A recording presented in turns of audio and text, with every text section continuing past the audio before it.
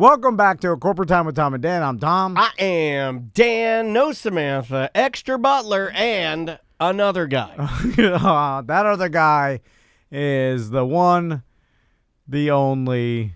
Is that what we're even saying now? The one and the only? No. There's a lot. I bet we could probably get a dozen people to do Nerd Jock. I don't know, but probably only for a couple of weeks until they realize, like, what is this doing for me? Yeah. EJ's the one and only that stays with us for years and wastes his time. He's like a battered wife at this point. No matter what happens, you'll never leave he keeps cooking. Yeah, you'll never keeps on leave cooking. us. You don't have the ball. At first, it was good for him to promote his stand-up comedy hobby. Yeah. I called it a hobby because that's a slight Yeah, but then term. the pandemic happened. Yeah, now there's really no reason at all. No. You never got a new fence. You gonna go get a virus for a couple of chuckles? God, how well does this show even work if we couldn't even get this guy a new fence after talking about it for months? We've tried years. Not even a fence company? We dedicated a full year to We said we'll give a fence company like free advertising. I'll give you a $15,000 advertising package. Yeah, then the fence company, no. They're like, we don't like your show. Not worth it. Is it I don't blame them. Is it time to do the Let's thing? do it, yeah. All right, okay. Hey, now with an intro, let's do new and improved. Yeah! Nerds. Yeah. Nerds. Yeah. Nerds. Jock, nerd, jock, nerd. Yeah. It's Nerd Jock with EJ. How you doing, EJ? How you guys doing today? Hey, did you know that Tom sent me a really nice text last night? Why'd you bring it up? Flicking of your rod now. Oh, text me off. Text me off. Oh, what are you wearing? I think he was watching the football game, and that's what made me think of him. It made him think of me. I wasn't. I was just sitting there, and then I was like, thought of something, and I'm like, I'll text EJ that, and it was because I have a problem with we'll get an email, and the email will say like, hey, I like this. The email was someone that mentioned that they liked EJ on the Friday Free Show. Oh, I didn't get any of that. And they said, I like the flow of that Friday Free Show with EJ on it. He was good. And then I was like, you know what? I should let EJ know this. I should do more to let other people know the positive things instead of just letting them know negative things or just bullying them all the time. That's why, when I go to a restaurant, I make a point of calling the waitress over if she's a decent waitress or waiter, and I call him or her over, and I go, look, I just want to let you know things are going pretty good right now. And it's not awkward at all when I do it. But things could go bad. I do hate that move. And I've known people, my mom's side of the family, I think, that would put the tip out and then take money away. You know that move? That is a D-head move. Don't do that. Yeah. Don't do that. We don't need that right now. I'll put that in my same, I'm compiling a list in 2021 of things that if I'd never known of them, I'd be okay. And I did the first two yesterday, and it was Rob Zombie and the Goo Goo Dolls. Those are two things that if I'd never had any info on them, I'd be okay. And the other one I'm going to put on there is D-Head Tip Man. Yeah. Don't do that. I don't need to know how to do that. You don't need to know how to do that. Just be a nice person. So, how you doing, EJ? Good. I went to comedy last night because I don't have ESPN, so I watched some of it while at the bar last night at Harry Buffalo. You don't have ESPN? Well, I forgot to do the Hulu, ESPN, Disney Plus package. So I need to do that. That's the thing I'm going to do this month. Well, why couldn't you just do it that night and have it instantly? Like there have been times when I want to watch a pay-per-view of wrestling or some garbage, and my wife goes, watch this. She'll go to the channel that I want to watch, and I'm crying like a baby, like a helpless veal. I'm like, I can't watch this. She'll go to her phone. She'll type in a couple of magical numbers, and then instantly the picture box comes to life with whatever I wanted to see. So hey, I wanted alone time. That's what I wanted, really. Okay, that's the honest answer. Thank you for being honest. So let's talk about the national championship game. I'm sure it was a start with sports.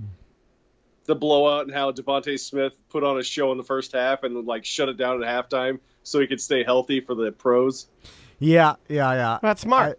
I think I don't blame him. I put it as soon as he hit the third touchdown, I'd have went right to the locker room like Jimmy Graham did on the Bears and the Saints game. Is there an asterisk by this particular win, considering the discrepancy in the number of games played by each side? See, I'm hearing that, okay, is this the hardest season ever or the easiest season That's what ever? I'm hearing, too. Because think about it. Every team had to deal with COVID. I don't think there's a team that was in the top 10 that didn't have a COVID outbreak. Was there? Yeah, no, I don't believe so. I would say... I think all of them did. So at least each team was affected by it. I think it's the hardest because I think I think everybody knows that. I mean, look at just humans in general. We're all a little beat up, right? Because of everything that, everything's more of a pain in the ass. So many extra hoops. Yeah, I would plus, say... how do you maintain focus when all this stuff is going down? Just like the Browns when they beat the Steelers this weekend, too. Well, that's like being able to focus after all that going down. You don't have your head coach. Half your offensive line is gone. It's crazy. But it shows put on a show. Yeah, it shows a lot of fortitude if you can hold it together. Also, it helps you get a bunch of random turnovers and a ball being hiked over your head, and then that's it. The first play of the game, you score 7 points after 5 seconds, and then tipped ball turnover. So there's a lot of random luck involved in that game. But most people wrote off the Browns as soon as they said, "Oh, their facility's closed for 3 days." I did. I wrote the Browns off. I was like, "There's no way they're winning this game." Yeah, especially because they beat them the week before and they come into this game. But we were talking about the national championship, how Alabama just stomped Ohio State, which I don't like either of those teams. I'll be honest. Yeah. I don't like Ohio State because they cheated us out of our second national title when I was there. That was my last game. And then Alabama, I don't like Nick Saban. Nick Saban, I don't think he's a good dude. Yeah, I agree. I'm not fans of either of them. Alabama for reasons, Ohio State, namely because I hate Eric Weber. Not really, I don't. I'm joking. Me and my wife could only think of one good person that we do know that likes Ohio State. Everyone else is a scumbag. Not like a listener of the show. I mean an actual scumbag. I'm joking around. I don't follow college football. I guess, and I told myself, when you're lining up things you want to do in the new year, one of the things I wanted to line up this year, and I was going to try and drag your corpse along with me, Tom, is make us UCF football fans.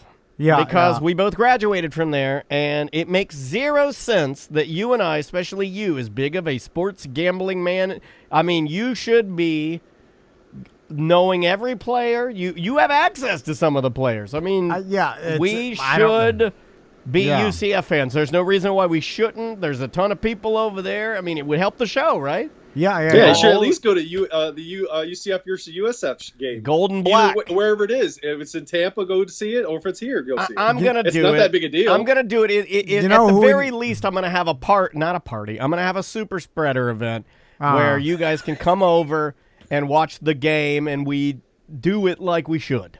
That is the one thing I do miss during the pandemic, not having a BDM event. I've been itching for one really bad. I'm fiending for one, and, man, they're hard. I know, but it's not safe.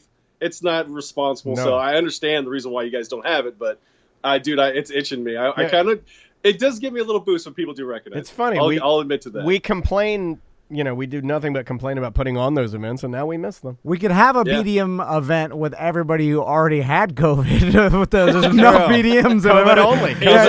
Wait a minute. That's actually not a bad idea. I mean, there's got to be hundreds of now. It's going to, And we call it Clubrona.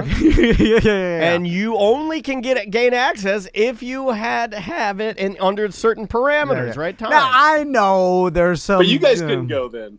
No. We're just the owners. I'll go. I can't get it from someone who already had it. So only me and Daniel could go. Yeah. Then everybody's safe. All COVID to me and Daniel. And then just us. Perfect. And it just happens. Samantha not here to talk you guys out of it. Hold on, and it just happens to be ladies' night at Clubrona. So it's only me and Tom, and only women who have had Corona. Yeah. Drinking Corona. It's Clubrona Corona Ladies Night, and that's what it is, and no one's taking it away from me. And bingo, bango, bongo. Clubrona Corona. Yeah. Ladies Night. So should we? It's Clubrona Corona 4 for 1 night. Oh, 4 for 1. 4 for 1. Oh, wow. 4 for Those 1. disasters I've back lost in- my oh. mind. Oh, what about Clubrona Corona Bona? What is that?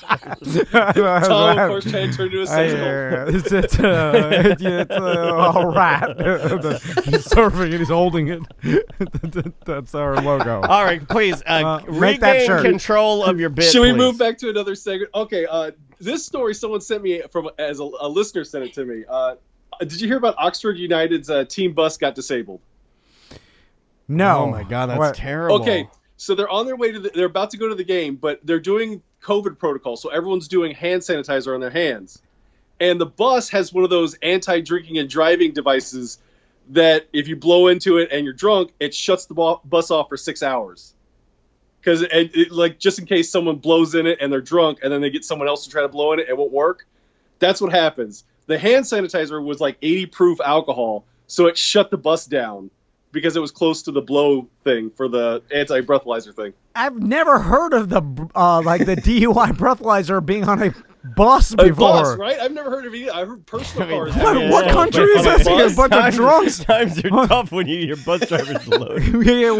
But there must be a lot of drunk driving bus drivers in England or coach drivers. Well, I would imagine that this is because of bus driver turnover and you don't know who's behind the wheel of the bus. So you implement those because you've had, obviously the reason that's on the bus is this has been a problem, right? You don't roll out a series of buses that have DUI blow things on them unless this has been a problem. And you certainly save money by not putting that feature on the buses when you roll out your fleet. They're like, how many of you Brits are driving public transportation loaded? It must be an epidemic over there. This isn't, I mean, it is something I'm proud of, but it's just, I think it's commonplace, and I think you can fall in the same category. Since you and I have been introduced to like Uber or Lyft or whatever, I can't even remember even a buzz when I've driven. It's been a very, very long time. Yeah. So, you guys want a round of applause for not getting DUIs or at least attempting to do a DUI? I've never had that either. If you knew the statistics, you'd be impressed. I think you should probably hang up and drive over here right now and give me a hug. If you had any idea of the stats behind it, I'm the Brady of DUI. Who's that laughing? Who's that laughing? Who's that woman laughing? Kendra. She's laughing at Put all this Kendra. stuff. Put Kendra on the line. Well, Kendra thought she was going to get murdered by her new boyfriend the other day. She texted me this weekend, being afraid of it. Are they still together? Probably he's listening to us now. Oh, I probably should have said that. Are they still together? Wait a minute. The murderer's listening right now? What are you doing? He's a fan of this, too. Well, does he know? Now he knows she's at work, and that's where he's going to go. I'm not. The door's locked. We'll fine. I can barricade it. So this team couldn't get. Might want to edit that out. Edit it out. We don't edit anything out. It's live right now on Twitch. I don't even know how to edit. We put well, it. they're We gonna leave have a it problem in. in a little bit then too because of Cornell Patterson. So with this story, the team they didn't show up. They show up late, or they just what happened is the bus shut down, so they had to get a bunch of Ubers and taxis and like team buses, like team players, like fans to get cars in there. To get them to the stadium. Like, they barely made it to the game on time. It was like a 3 p.m. kickoff, and they got there at like 2:55. Okay. Imagine being a fan of the NFL. You pull up, and you're like, Julio, get in. Patrick Mahomes, he needs a ride. Get in the car. This has happened before, I want to say, because remember, in America, we're so spread out, so our teams fly the majority of the time.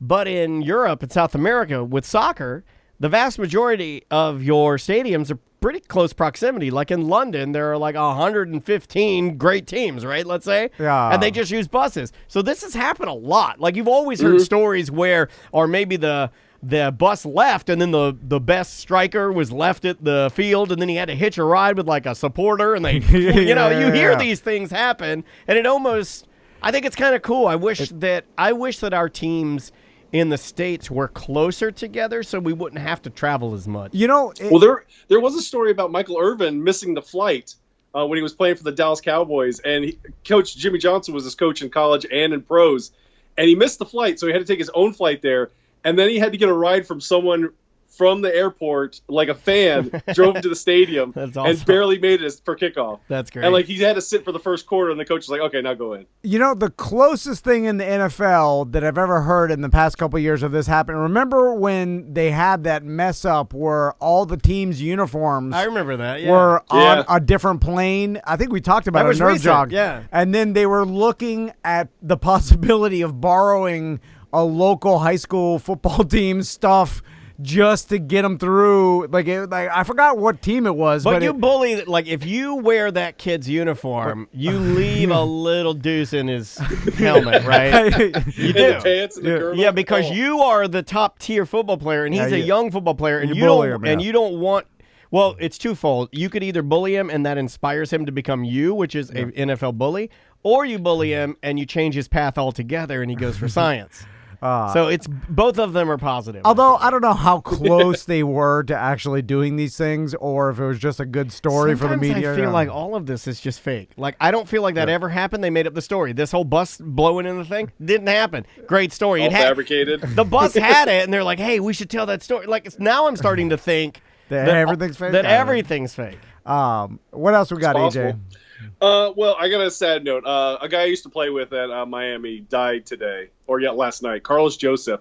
He's the guy. Remember the story I told you about going to Lowry's Steakhouse and how they had the dinner plates, the steaks that size? Yeah. He's the guy that ate the 6 steaks. Yeah, he's the one that went nuts on the steak. Yeah, I remember the one went, and then Tom told the story about his friend cutting his butt in the subway bathroom when the guys were doing upper deckers. That's our buddy Eddie. That's our buddy Stan. That's Stan Thompson. Yeah. So how'd he pass away? I'm still trying to figure that out. All I got is the information that he passed away. Well, let's hope it wasn't 6 steaks. Was it? Yeah. Or maybe I would hope it. That's a good way to go, right? Well, you're full, you're happy. Well, if you choke on them, colon cancer. If it's over the next 20 years, it's the heart problem or something. You shouldn't have ate 6 steaks. Well, a lot of lots of times. Big guys, right? I mean, they have issues because they need the size for the strength, and but they're also running and doing cardio. It's crazy. Yeah. Okay, the last story I have is for sports. Well, what am I supposed to say? EJ's buddy died. A sad story. What the hell are you bringing that up for, EJ? My God, he's like, my buddy died. Oh, damn, I'm sorry. And then it's like, all right, well, now we're sad about it. Let's get back to comedy. 6 steaks. Okay, you got that clip, Dan, queued up for the Saints and the Bears game? Yes, I do. Okay, yeah. The Saints and the Bears game was played on Nickelodeon. Did you watch the Nickelodeon broadcast of that game, which was actually kind of fun to watch? Yeah, we talked about it a little this show actually, with Gwaltney. Yeah. But you guys cheating on me now? Well, no, we talk sports a lot of times. Cigars and sports go together. All we do is we call up people we know and we randomly talk poorly about sports. But we didn't. Yeah. We did not see the broadcast. But I haven't. But we mentioned that they should do a lot more of these, catering to all types of audiences. It's cool. Alternative broadcasts. I like the idea. Do you want to hear? You want me to play the clip? Yeah, you can play it, but just be ready for the edit. Yeah, I'm gonna have because this is the first time this has happened on Nickelodeon. Okay, here we go. That was money. Appreciate it. Out of bounds on his own.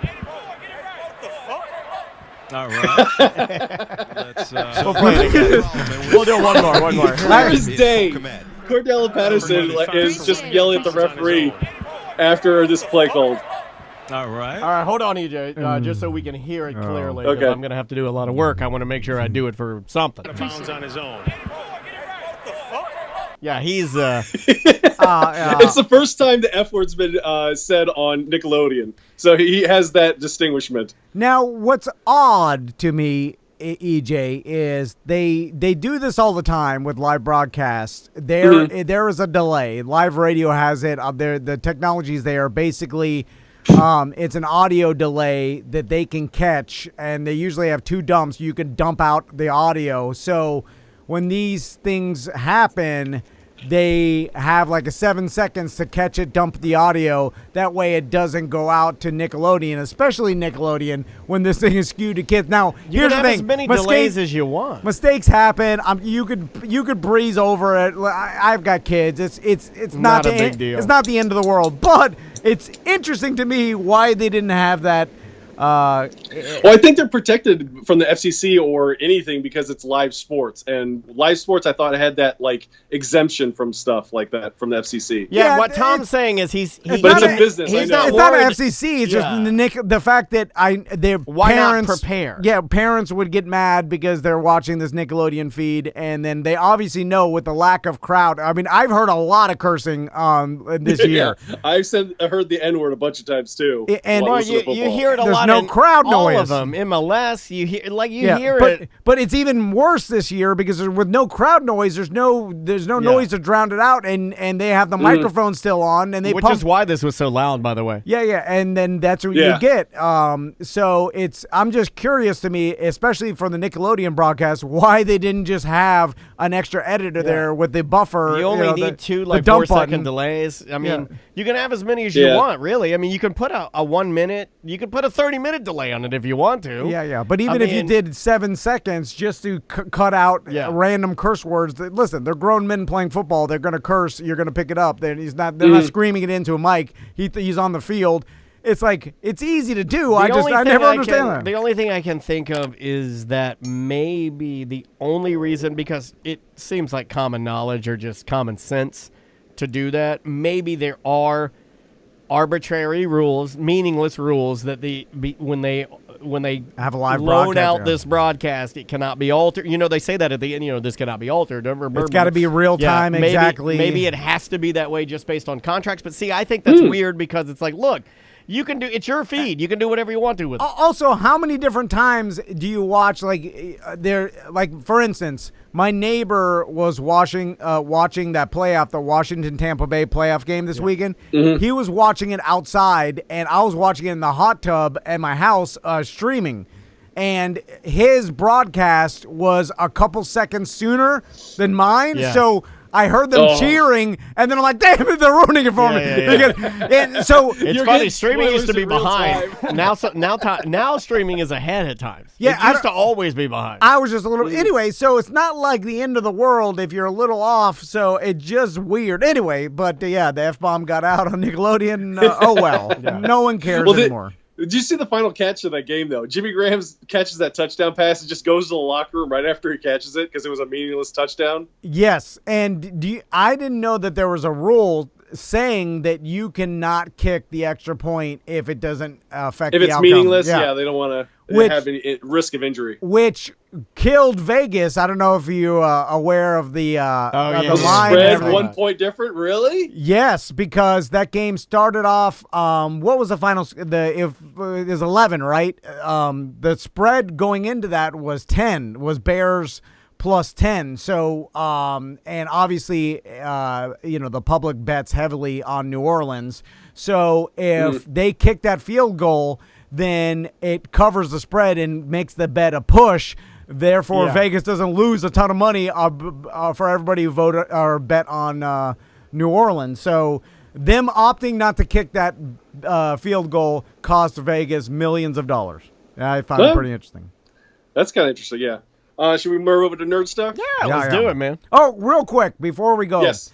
Have you heard the rumor about Deshaun Watson possibly going to the Dolphins? Traded to Tua for Miami? Yeah, I heard about that, yeah. I don't think it's going to happen. I think the Dolphins have the third pick. If anything, they would trade that third pick to Texans for maybe Deshaun Watson. It would be the only thing I think of. I don't think they're getting rid of Tua. If you traded for Deshaun Watson, why would you keep Tua? Also, you want to give them a first-round pick. So you trade Tua, the first round or your fourth-round pick, and your other first-round pick for Deshaun Watson. That's what I would do. I'd trade 2 first-rounders and Tua for Watson for sure. I mean, I'd give him more. I'd give him a first round next year too. Like that. Well, the way I think is if Devontae Smith falls to 3, I think the Dolphins should take him. Make it a really good wide receiver tandem down there with Devontae Parker, and you keep Tua. I don't think there's not a reason to trade for Deshaun Watson. I think Tua will be comparable to Deshaun Watson in a couple of years. That's a big risk and bet. Deshaun Watson's top 5 quarterback in the NFL, But he also had a good receiver for DeAndre Hopkins for so many years. And when he didn't have him, look how bad that team was. Yeah, look how good his stats were, though. If you go back and look at Deshaun Watson's stats, he is literally, there was a run of time where he was the number 1 quarterback in the NFL stats. Yeah. They weren't winning games. Their team was garbage, but Deshaun Watson was a player. He did everything he needed to do. Because he was playing from behind a lot. You're going to have huge stats. It's the reason why Phillip Rivers was so good in like San Diego for chasing games. They were always behind, but they would be playing prevent defense, and you're getting like 20, 30 yards a throw, but you're only getting field goals at the end. So stats don't say everything about a game. Listen, is what I'm saying. My gut instinct, and I bet you a lot of other people's instinct would be get Watson, whatever you can. Why don't you and EJ do a creative 90s radio bit? And wait a minute, how did you do on betting this weekend, Tom? Why'd you bring it up, EJ? I did horrible. You know I did. Wait a minute. That's coming off of last week when EJ just shows that it's not good. And you've been on a run for the past 2 weeks. The Steelers burned me bad. I had them in every teaser money line parlay. Then I convinced myself. I was like, no coaches. They got assistant they got the water boy as the offensive line coach, and their offensive line, there's got people playing that never even played in the NFL before. It looked to me so one-sided, and then, first snap of the game over the head, and then I lost. You should let me go to nerd instead of asking extra questions about football. Then you would have to talk about your losing. Go ahead.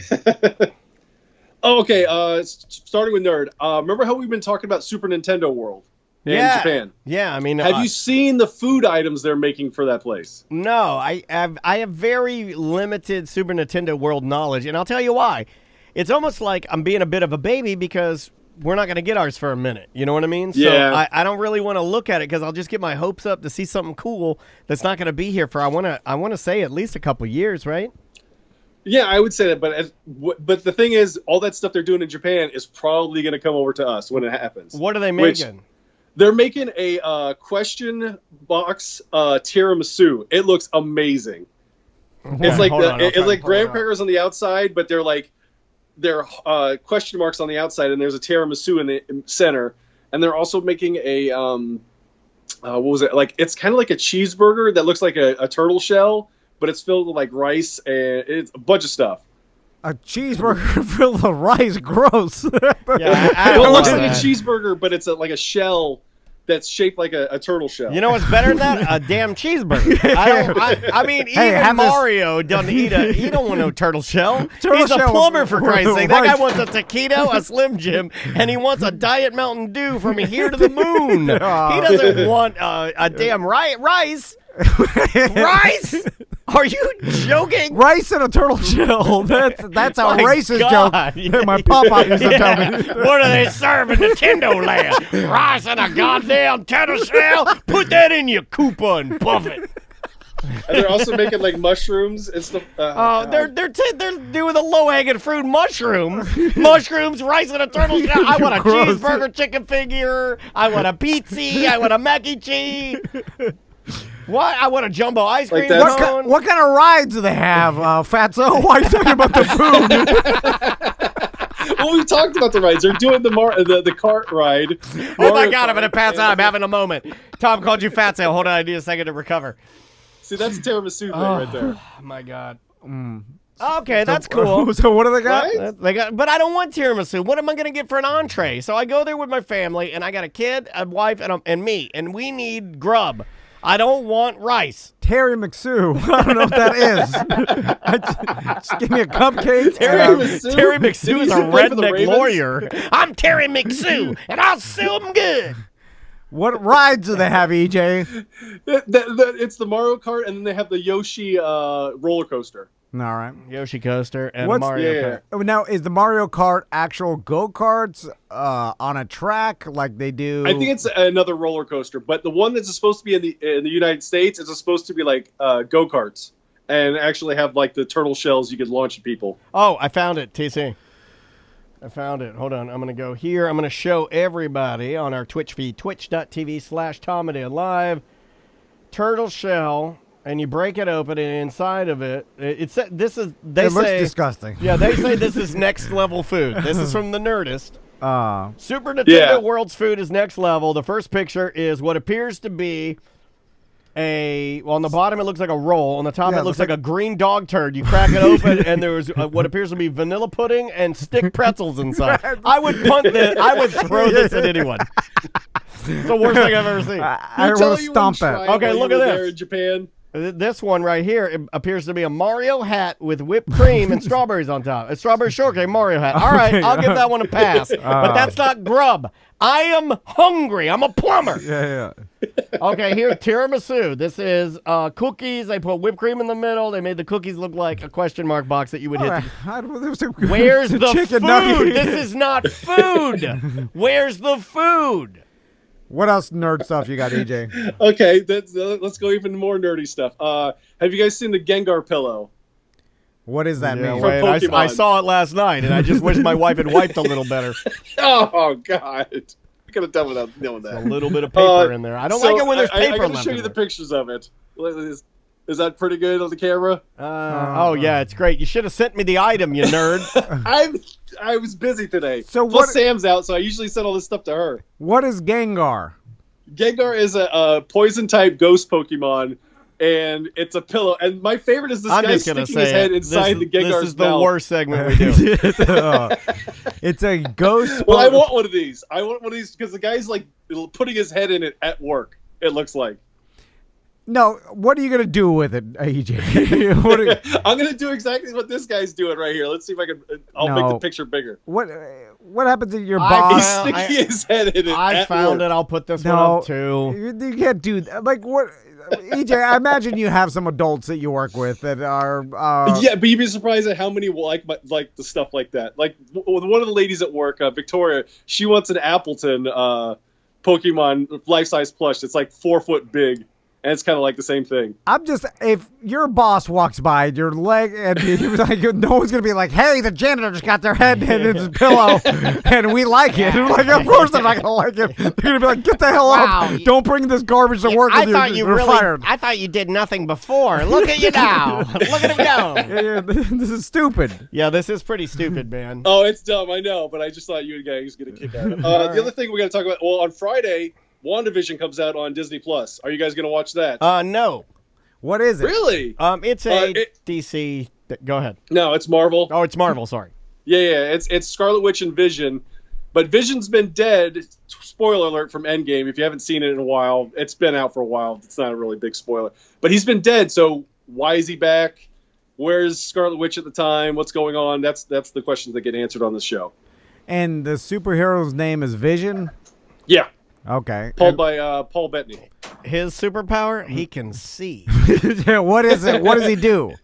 He can turn intangible, and he can also make himself very, I can't think of the word for it, overly thick. He makes himself dense. That's the word. He makes himself really dense. So he can make himself fat. He's America. So he can make himself dense, or what's the other one? He can adjust the density of his body. Or intangible. Intangible or super dense and make him really heavy. So either you can't hold on to him, or he's too hard to hold, or pick up, or throw, too or hot push to handle, like too cold to hold. They're called the Ghostbusters, and they're in control. So he makes himself I say that all the time with my kids into like a liquid, so it's or like a ghost, or like a ghost, yeah. Okay. So he can move through walls. And he can shoot lasers out of his, like, in the movie, it's an Infinity Stone. They always go for the lasers, right? They're like, well, that's not good enough. He's tangible, intangible. Give him some lasers. Hold on. What would be the advantage of making yourself super thick? Like, I can understand, you turn yourself into a ghost of bullets or when you punch or I could stop you guys, right? Like, if you guys are trying to escape, I make myself super thick. And then you can't. You couldn't move me. You can't move me. I'm okay. All right. I've increased the seems like weight of my matter. Sounds stupid. But this is the beginning of Phase 4 for Marvel, so this is going to be like the lead into the next section of movies that's coming out. So theoretically, if I were Vision and I were flying in an airplane, could I make myself so dense and heavy that it would pull the airplane down, or would I be so heavy that I would just eventually fall through the plane? Come through the plane? I don't know about the physics of it. It you might be too heavy that you would go through the floor, but at the same time, at the beginning, being certain density, you probably would pull the plane down a little bit. Why call him Vision? Seems like all the other names are taken. Okay, do you want to know the nerdy history? He was the son of Ultron, and he was the Vision for the future. So basically, that's why. See what you did? You see what you did? I've been You're like the guy on the conference call that's doing jokes. I'm like, I just want to hang up, and this guy's over here working out new material. He's a kid in class like, teacher, you forgot the homework. Yeah, I want to stop my call, but you're just No, I thought you'd go with a name that represents the power you have. If you're like Cyclops, you're the eye guy. If you're Beast, whatever. You know what I'm saying? How about Invincible? Like Silver Surfer. It'd be He's weird. A Silver Surfer. I'm gold. I super fast. So you just want water. descriptive words to name your I'm an idiot. What do we call him? Well, I don't know. I mean, there's Matter Man. Yeah, if you go to Ghost and Super Heavy, Varying Density Man. Yeah, something. Or call him with lasers. Call him something density. Tangible Tim. Density and time. Oh yeah. Yes. Hey, Kyrie, my Miami buddy. Well, speaking of Marvel, they also said that Deadpool 3 is going to be part of the MCU, and it is going to be an R-rated. That was the one thing in the air, because usually Disney, they didn't want any R-rated films. They were all PG-13 at the most, and they're going to make Deadpool rated R. All right. Well, I mean, it's been rated R, so I feel like them changing it would ruin the whole. But it was Fox before, and now it's under Disney's umbrella. So that's the reason why. That was the question up in the air with that movie when Marvel acquired the rights from Fox. I'm kind of excited for us to go through a dark period of movies where these kid Marvel superhero movies stop. Yeah. And then eventually we get more movies about horrible atrocities that actually happen in real life that are black and white movies. That's what I want. Like Schindler's List. Yes, that's a great movie. EJ, do you think marketing-wise they know they can't change the R rating because their fan base will go crazy? But I think so. Do you think they lighten, because there's a hard R, just like in everything, and then there's a light R where it's like you just got the R because you had a couple curses, that's a good question. a couple S words, and maybe the violence. But I've been watching have you watched the History of Curse Words with Nick Cage on Netflix yet? I have it in my to watch list. Is it good? It's actually pretty interesting, but don't watch it with your kids around for sure. Especially the one about the D word, because I wasn't ready for it and my kids were around and they showed full frontal male nudity and I wasn't ready for it. Well, how was you were watching the History of Curse Words? Well, it's not like my kids were in the other room, and then they come in and it's a scene from that Adam Sandberg movie where there's one of those in a window and it's rolled up and down in the window. I can't remember the name of the movie. Adam Sandberg. Yeah, but all I'm saying is that how about you get the kids out of the room when you start watching the History of Curse Words? Yeah. Well, I was listening. I had my headphones in on the remote control for the PlayStation 4, so I was only listening to it, so they weren't hearing any of the cuss words. So who's as Adam they come Sandberg? in, there's full frontal male nudity on the screen. I'm like, ah! Even I put a post-it note on my dog's eyes when I fire up OnlyFans. Jeez Louise. What do you tell? I thought they were just going to use cuss words. I didn't know they were going to. That's why I had the headphones in to protect my kids from bad words. But what do you they can see a couple of dongs? It's fine. Are you? Do you still get nude in front of your kids, EJ? No. No, my kids are 4 and 8. I do it to be funny. A 4-year-old, you don't do it? I do it to be funny. The 4-year-old's a girl. I run through my entire house completely naked dancing. I said, now I know I'm a complete hypocrite because I railed against being nude in front of your kids for the longest time because my whole point was, why let them see your D? It's just going to be burned in their head forever. Yeah, don't do it. But I'm too lazy. Also, there's a funny element, and I don't want them to be weird about nudity. Yeah. So I dance all up and down the stairs. I'm nude around my sons, and they don't seem to care about it. No, they need to be traumatized like I was when I got to Miami. I wasn't ready for everyone to be nude in the locker room. I'll do you one better. I even did a cartwheel, I think, last night. So I'm showing everything. Is that it, EJ? The one last thing I have, we'll talk about atrocities. Have you seen the trailer for Zack Snyder's Army of the Dead movie with David Bautista? No. That's going to be on Netflix next year. Looks good, bad? Yeah, well, it's a heist movie during the zombie apocalypse in Vegas. Like, Vegas had a zombie outbreak, and they quarantined all of Vegas, and these guys decided to go in there to break into a vault and steal all the money because it's in a quarantine zone. Yeah, because money will have the same amount of worth after everybody's dead. Well, is it? Well, the thing is, Vegas is the only area that's messed up. So Interesting. it's that area is messed up. That's but cool. The rest of the country is fine. I think that'd be kind of cool. So because usually in zombie movies, when it's an outbreak, the whole world and that's it. The whole world's gone to crap, so money doesn't mean anything. But- Bullets and this food are one- more But important. it would make contained it. it would make sense if there were just like small outbreaks that you have to contain. Like I've never seen a zombie movie like that. I like that. Yeah, that's why I'm kind of interested. But it's Zack Snyder, so it's going to be full of explosions and stuff like that. So I think Adam Sandberg's in that one as well. If I yeah, remember correctly. full frontal male nudity for sure. Yeah. EJ, let's end with talking about some future playoffs. Well, we were supposed to play Snoop Dogg, I think. Right? Oh, I forgot about that. I What had is that it? on the list on the other side. Have you seen that? Oh, because that's kind of nerd and jock because it's in wrestling. Yeah, we get Did in you see with a Snoop video. Dogg in AEW? No. Is he now officially more involved with announcing?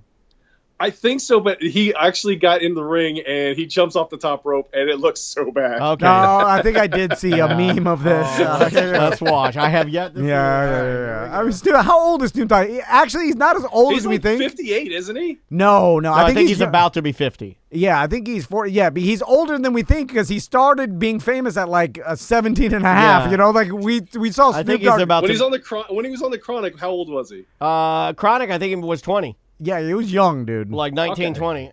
Here he is. Let's see Snoop. License? What's he doing in there? He's climbing the rope. What is this guy doing? They're waving him off.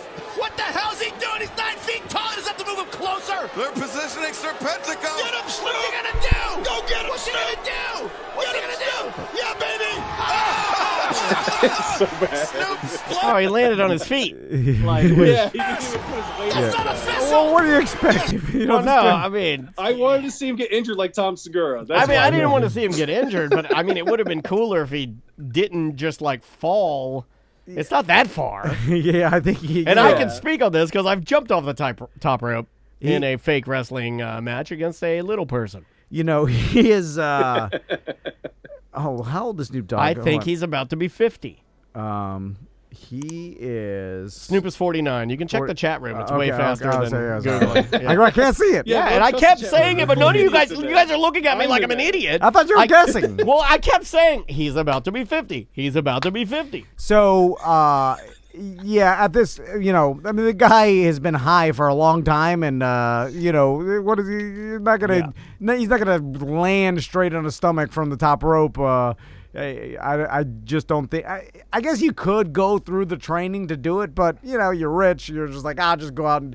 What does it matter? No, you But know, it is embarrassing. This is true, and it's always been something I've known it. But Sasha Banks, who is in The Mandalorian, is a wrestler, one of the top tier ladies wrestlers for WWE, is Snoop's cousin.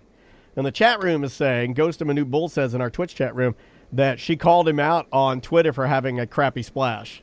No, really. But they're good, you know, they're tight. So, and she's talked about that before and had pictures with him and stuff. I guess they're pretty close. And that's the buff chick from Mandalorian. No, the little smaller girl. No, the buff chick from Mandalorian is She's one of the night MMA. owls for. Oh, you haven't got. I don't think he's got to that part. Yeah, yet. he has. He's Yeah, finished yeah, it. I finished He's it. finished it. Oh, you finished? Okay. You know the Okay, yeah. One of the female, the second in command to the red-haired lady. Okay, yeah. Yeah, All right. the one that fights with Boba Fett, kind of. Yep. The last episode. I got it. Yeah, she does her own stunts and everything Cool. in Mandalorian, which makes it better. So, anyway, we gotta go, buddy. Thank you for having me, guys. I really appreciate the outlet you guys give me. Anytime. We'll talk to you soon. Love you. Bye. Love you too. That's our good. Oh my God! Nerds. Why did it start again? Jack. Not again, no! Oh my God! I gotta. Uh-oh. Oh, I stopped it. That's all right. At least we're good now. We're good to go. All right. Bye-bye. Welcome to A Corporate Time with Tom and Dan. I'm Tom. I am Dan. No Samantha this week on vacation. I saw her out at Universal Studios. Mm-hmm. Really cool. Looks like she's having a bang-up time. Butler's in the other room. Welcome to the program. If you haven't checked out our YouTube channel, it's really great. Brand new videos going up almost daily. Uncensored content, behind-the-scenes type stuff, all of our Friday free shows. And you can find it all on YouTube. Just search Tom and Dan Live or A Mediocre Time.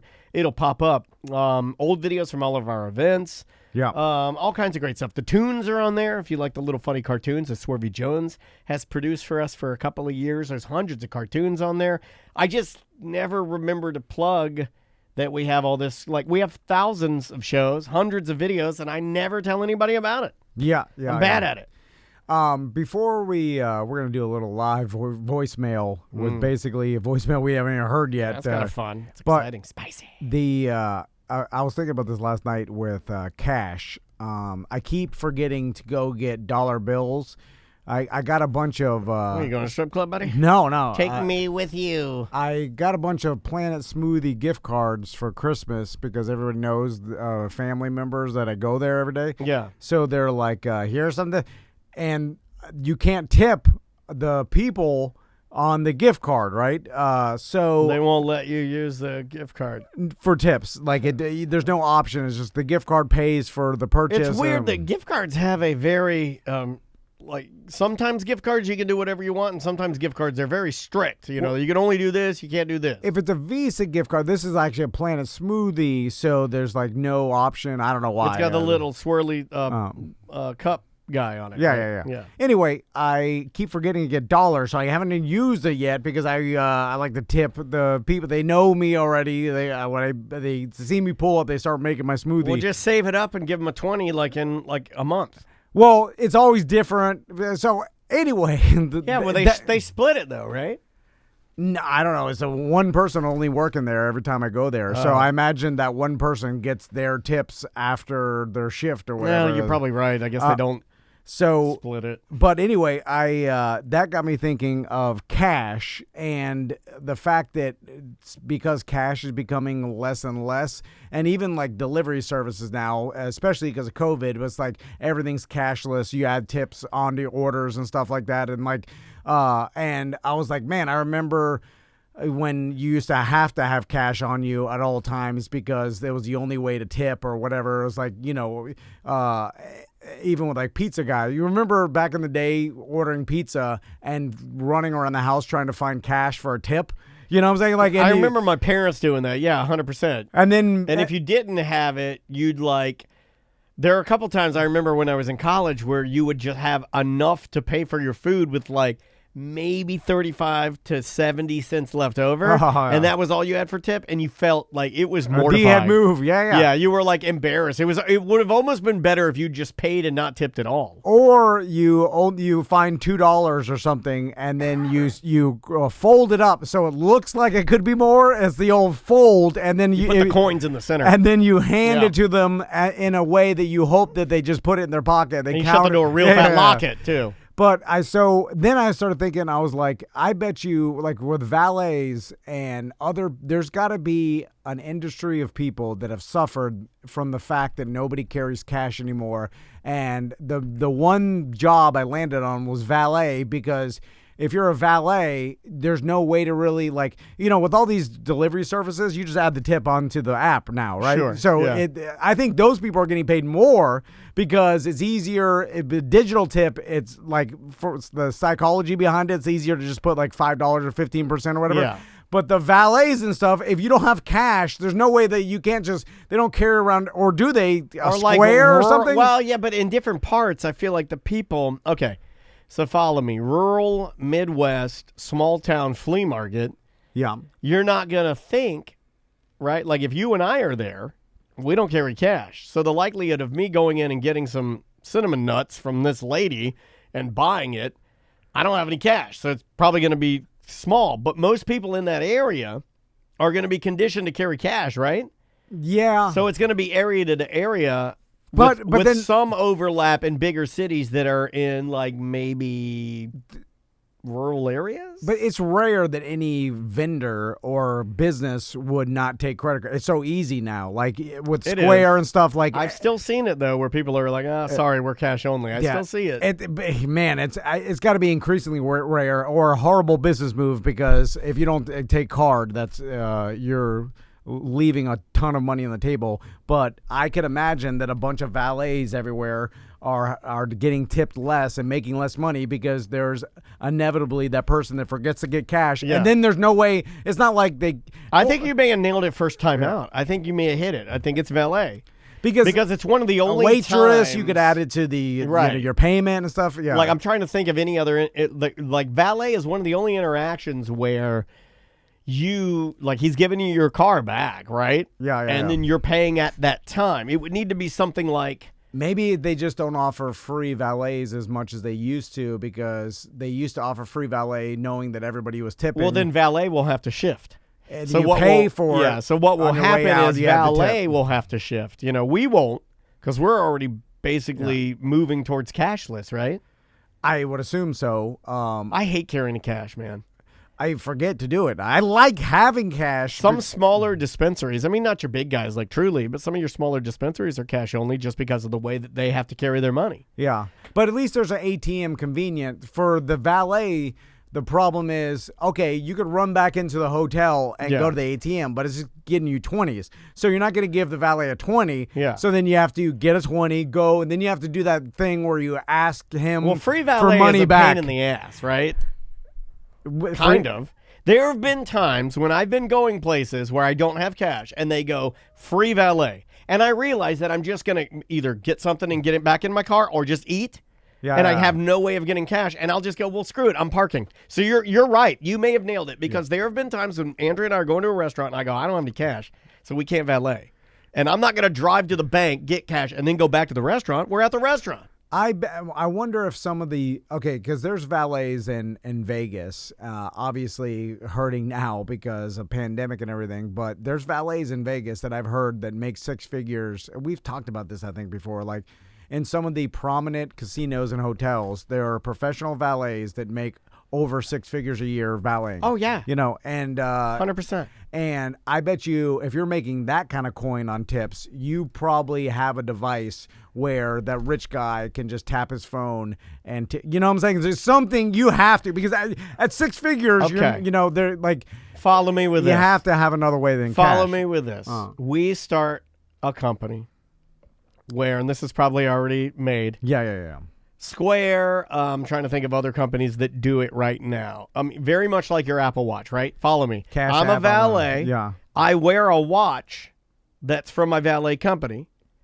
And when I give you your car, you can tap your phone on my watch to give me my tip. Yeah, and you just set it in. I bet there's probably it's just like Cash App. Like I pay right now with my watch. I have not used my wallet in a couple of months because Andrea set everything up for me to pay through my Apple Pay or whatever. Still, though, there's going to be some problem until everybody conforms to the new way. I bet you there's a lot of people, they're in a hurry or whatever, they valet, they get in their car, they realize they have no money, and then the valet's like, well, you could Cash App me, and then the guy's like, he's like, I don't have Cash App. He doesn't, he's in a hurry. He's like, you're going to download Cash App, wait, and then you're going to sign in. That's why it's got to be like the wallet for Android and Apple. It's got to be something that is already like Android people have been paying without their wallets even longer than Apple folks have, Yeah.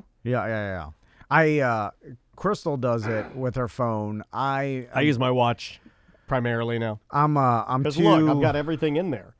If I just double click, there's my main card. If I scroll down, then I've got my card. Then I've got the business card. I've got everything there. Yeah, I'm too unorganized and pop up with technology that it would take me a while to figure it out, and I'm not that good at it. It's fast too. That's why I think you would like it. Like if I go to Wawa and I just use my watch, it's seemingly twice as fast as getting my wallet, running my card, it's just. Yeah, I'm just as crazy as it sounds, not good enough to wear my watch every day because I'm a fool. But the first time last night, I was watching some show that Andrea is into on Peacock, the streaming service. It's only for Peacock, by the way. The show she's watching, it's part of their original content, but it's the first time I ever saw a character in a show, and you see it more like the risks in the streaming shows. But I've never seen a character use their Apple Watch or their Android Watch to pay with something, and they do it in the show. Oh, really? A lot. Yeah. And the reason the character does it is the character works in like the Silicon Valley, so she's supposed to be like sort of a tech head. Yeah. Pretty cool. I thought it was. It seems like everything. Well, I mean, there'll still be certain things, but most things will go digital pay. Why not? It's the most convenient, easy way to do it once everybody conforms, right? Christine in our Twitch chat room. Yeah, I agree with you 100%. She says, my father-in-law doesn't even have a bank account. He carries cash everywhere and could never go through tech. Yeah. I mean, there's going to be people like that, but, those people, will graduate to not being in our community anymore. Easy way for me to say we'll die. And then the rest will be using, that's what happens. Yeah, like, that is what happens. So it doesn't matter. You're like, I will only use cash. You're like, all right, it's just going to be harder for you. That's like the whole society moved on. It's like, if you love CDs, it's a rough go, because you're being moved past. That's it. We're not going back to cash. Let's take a couple of the old voicemail messages from folks that dropped them to us. If you have a voicemail message you'd like to get to us, a couple ways you can do it. You can get our app and just use the tab that's labeled mediocre messages. That's easy. Or call 1-844-TOMNDAN. That's 1-844-TOM-N-DAN. Leave a message there, and you might hear it on the show. Kind of like this one right here. Hey guys, I'm going to make this real quick. The other weekend or two, I was watching some college football, and they had that flatbread loving Tim Tebow on. And he called the theme park in Orlando Disney. So I wonder how much Tom likes flatbreads. Thank you. Bye-bye. No, that was mean. Yeah, well, I see your swerve.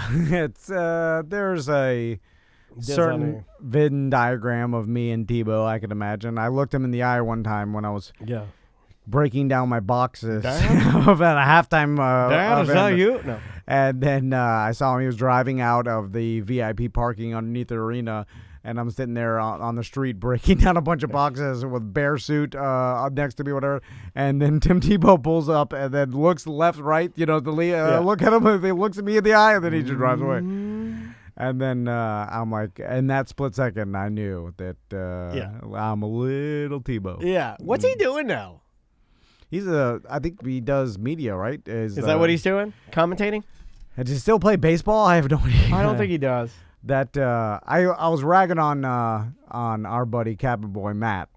And why? Because the Steelers lost to the Browns? Are you really rubbing it in? Well, it crushed him good. Yeah, and it hurt his heart. And he proclaimed that this is even worse than the Tebow loss. Yeah. And I was like, no, nothing's worse than that loss. Like, you got beat by Tim Tebow in a playoff game. That's the worst. That's as bad as it can get. Nothing worse than that. Like, that will always be the worst Steelers game or a playoff game of all time. I like it. Let's try this one right here. Hello, gang. It's Canadian Josh. I had a question for Sam and Daniel. Oops. I sense a fair amount of animosity, I think it'd be fair to say, towards Joe Rogan from both of you. I think it's fair to say you guys don't like him based on what I hear. And same with Adam Carolla. I get the sense that you guys aren't huge Adam Carolla fans. Just wondering why, being as those guys are like the pod fathers and the cutting edge of the podcast industry in which you work. I was just wondering what your dislikeness for those two was all about. I'll hang up and listen. Love you guys. BDM for life. That's a good question. I don't dislike either of those guys. Yeah, I used to listen to Adam Carolla all the time. Me too. Not so much anymore because I got into the gambling and there's not enough time. But I listen to Joe Rogan when he does interesting interviews, but I don't listen to all his shows. When he has Elon Musk or someone other person on, I listen to him. But, it's one of those things where... I don't have time to listen to most podcasts. And Joe is really good with what he does. I'm not totally into it. It's not really my thing, but I'm not anti it at all. If you're into it and you like him, and I certainly would never even attempt to take anything away from the amount of success and how popular his show is. He's doing a great job. It's just, I'm a take it or leave it guy, right? I mean, I think that's kind of how I am. I'm just kind of like, Well, there's so much content out there that you can get anything you like at any time, and you can listen to people that are like you or like-minded, and that's what we've gotten to now. It's like I could find I'm sure, a podcast of someone pretty close to my personality that talks only about things that I'm interested in. That's where we're at right now. I think, and I'm not going to speak for Samantha, she's not here, but I know that Joe Rogan, and there's been comedians, there's some problematic comedians that are in his circle, sure. In a circle that a lot of them, or some of them have been accused of some, sexual misconduct, or who knows. Yeah. I don't know all the allegations. Samantha knows a lot better than me. They're bad hombres. So I think that gave Samantha a bad taste in her mouth towards that group. I think there are a lot of women. You can't really blame them, right? I mean, and then I think Joe Rogan, he rubs people the wrong way because he's a gun guy, and he's a hunting man and a... you could put him in the category of, real man. He's into MMA and fighting and very machismo, you know what I'm saying? And that rubs people the wrong way. Some people, call it toxic masculine. Whatever you want to label it. I'm not labeling him. He's a successful podcaster. He just doesn't happen to be my favorite podcast. I'll just leave it at that. Yeah. I really liked him on News Radio, though. Yeah. That was my favorite. I loved the show. Man, I love that show. In fact, I think that show was a little instrumental to me even working at Real Radio, because I saw that and I thought that's what talk radio was. And it kind of was. Just changed. Yeah. It's, but yeah, now you could. Corolla, I absolutely love. I just don't have time to listen to. Yeah. And he changed the format of his show too, and I didn't like it as much. So, it's just, I remember when Corolla started doing podcasts, because I used to listen to a podcast of his radio show that was out in LA, and that's when we first started doing podcasts, and I started oh wow, there's a bunch of on-demand audio talk radio available on the internet. Right. I remember really liking that because I like talk radio. So I was listening to him and some other, and that's when people started podcasting their radio shows on demand. Well, you got me into it because I didn't even know he was doing the podcast. That was before. I only listened to his replays of when he was doing morning radio in L.A. He didn't start doing the podcast until after the morning radio. Right, I think he got fired, right? Or they let him go. They changed the format or something. They flipped the station. So then he started his podcast in his house, and that was around the same time we started our podcast. And then it started off very podcasty, and I'll say that. And I wonder if that has something to do with Joe Rogan's popularity and Corolla, because at one time Corolla had more downloads than Rogan. It was a weird time too, because we were watching it happen. There were three, I want to say. It was Maron, Rogan, and Corolla were the three biggest at the time. And then you had there was the Chris Hardwick, his Nerdist podcast was huge too. It did well. And then the other who is the woman? Oh, my God. Very great voice, very attractive black lady. Oh, man, she's a techie.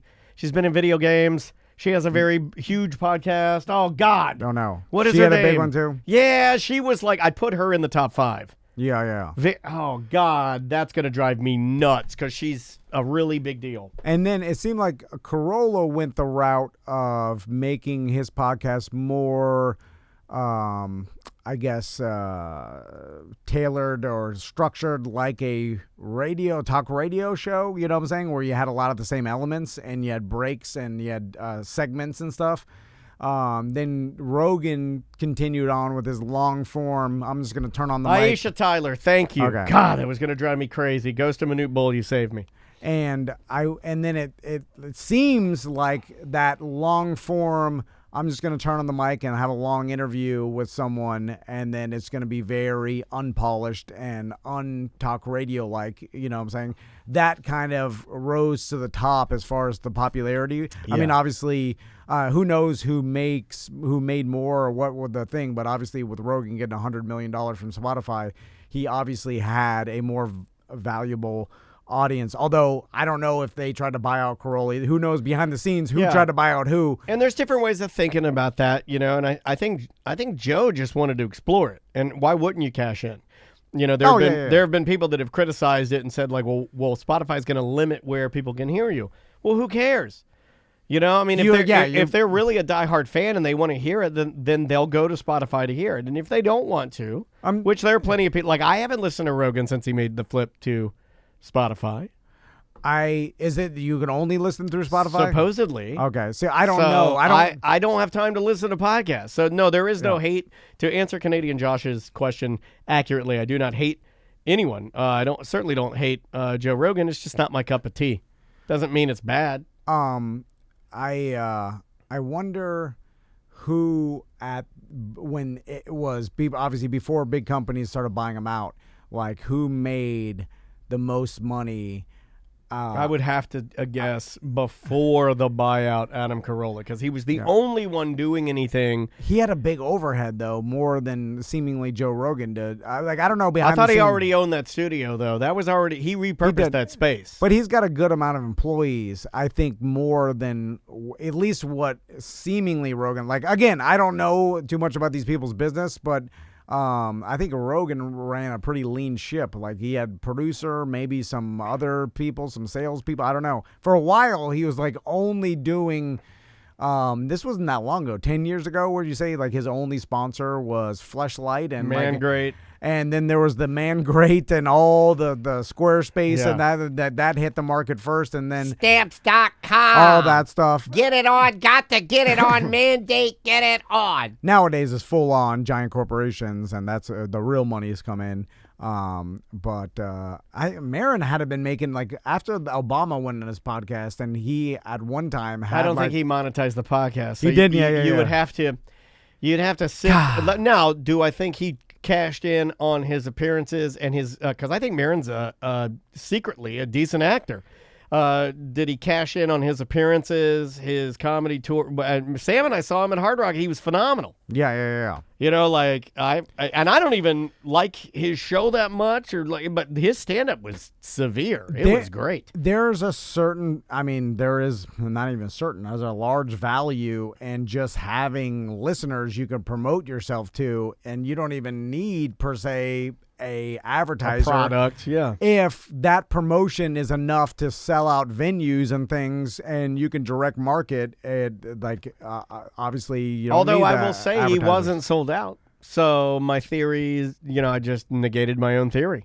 Yeah. He probably didn't cash in on that the way he could have. You put Barack Obama on Carolla or Rogan now, and way more money is made.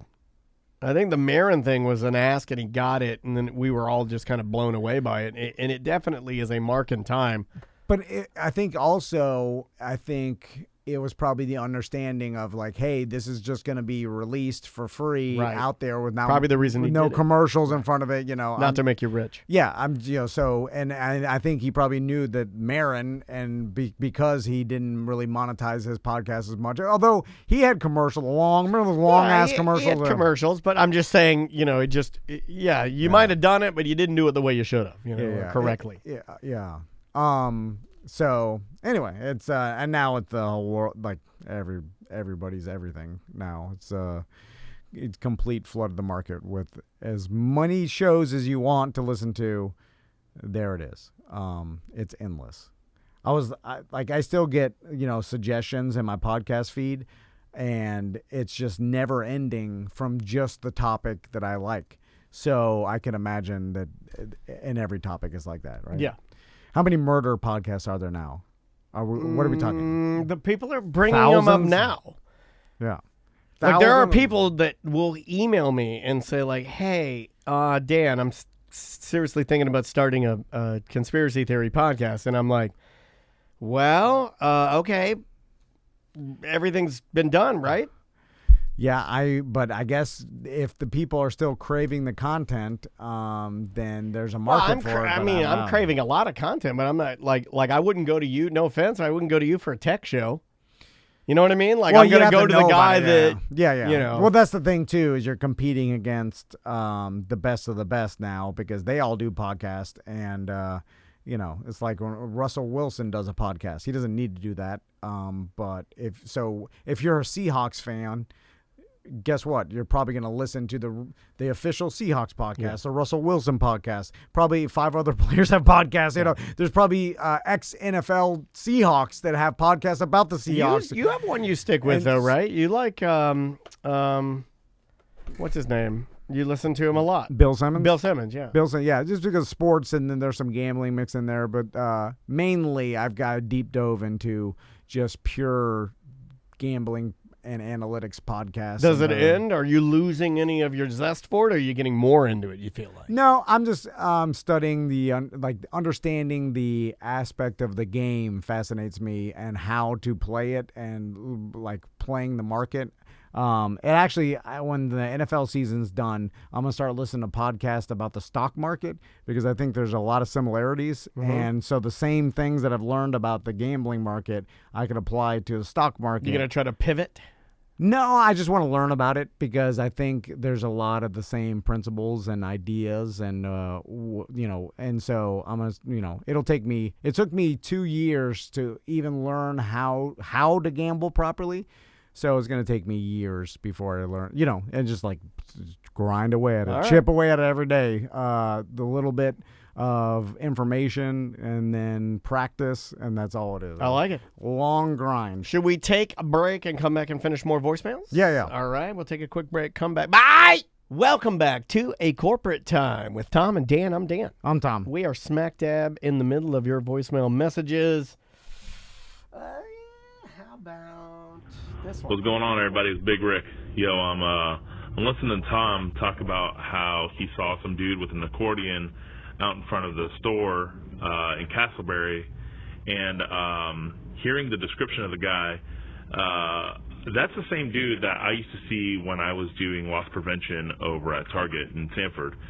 Yeah, we got a slew of these. So the guys you're seeing, this led me to think about something. Do buskers or homeless people or transient folks, do they have tours? Do they have... I'm sure they have locations they hit up, and that they know, maybe they keep track of, like, all right, I made this much at this location, so I'm going to hit that again next year. You know what I'm saying? Like, maybe they've got it down to, they put some analytics into it. Seasonal? Yeah, I'm wondering if... And what are the unspoken, like, beggar or busker rules?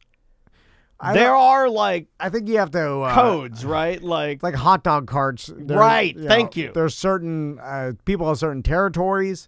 I'm sure you can't just go. But I want to know about this. So how can we get a homeless person? We need on Zoom, a professional panhandler. Yes. To tell us the ways of panhandling. Thank you. I want to know the, just the.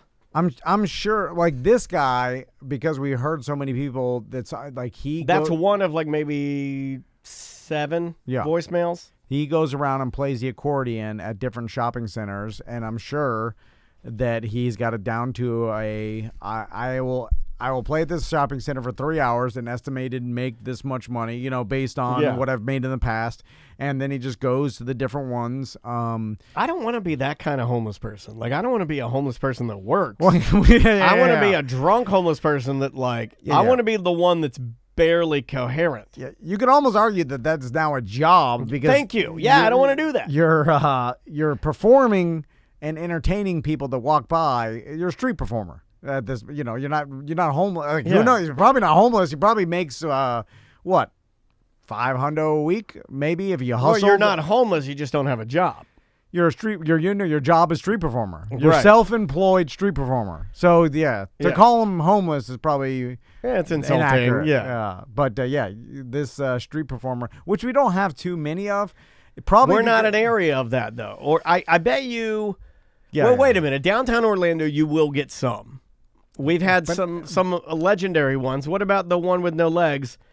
The guy that would no legs, he played guitar with his stumps. Yeah. We had that guy. He was great. What about the guy that would write a song? He wrote a song for Grizz. That's a homeless guy that's hustling. That's hustling homeless? Yeah. That's not a street performer. That's some guy who's just...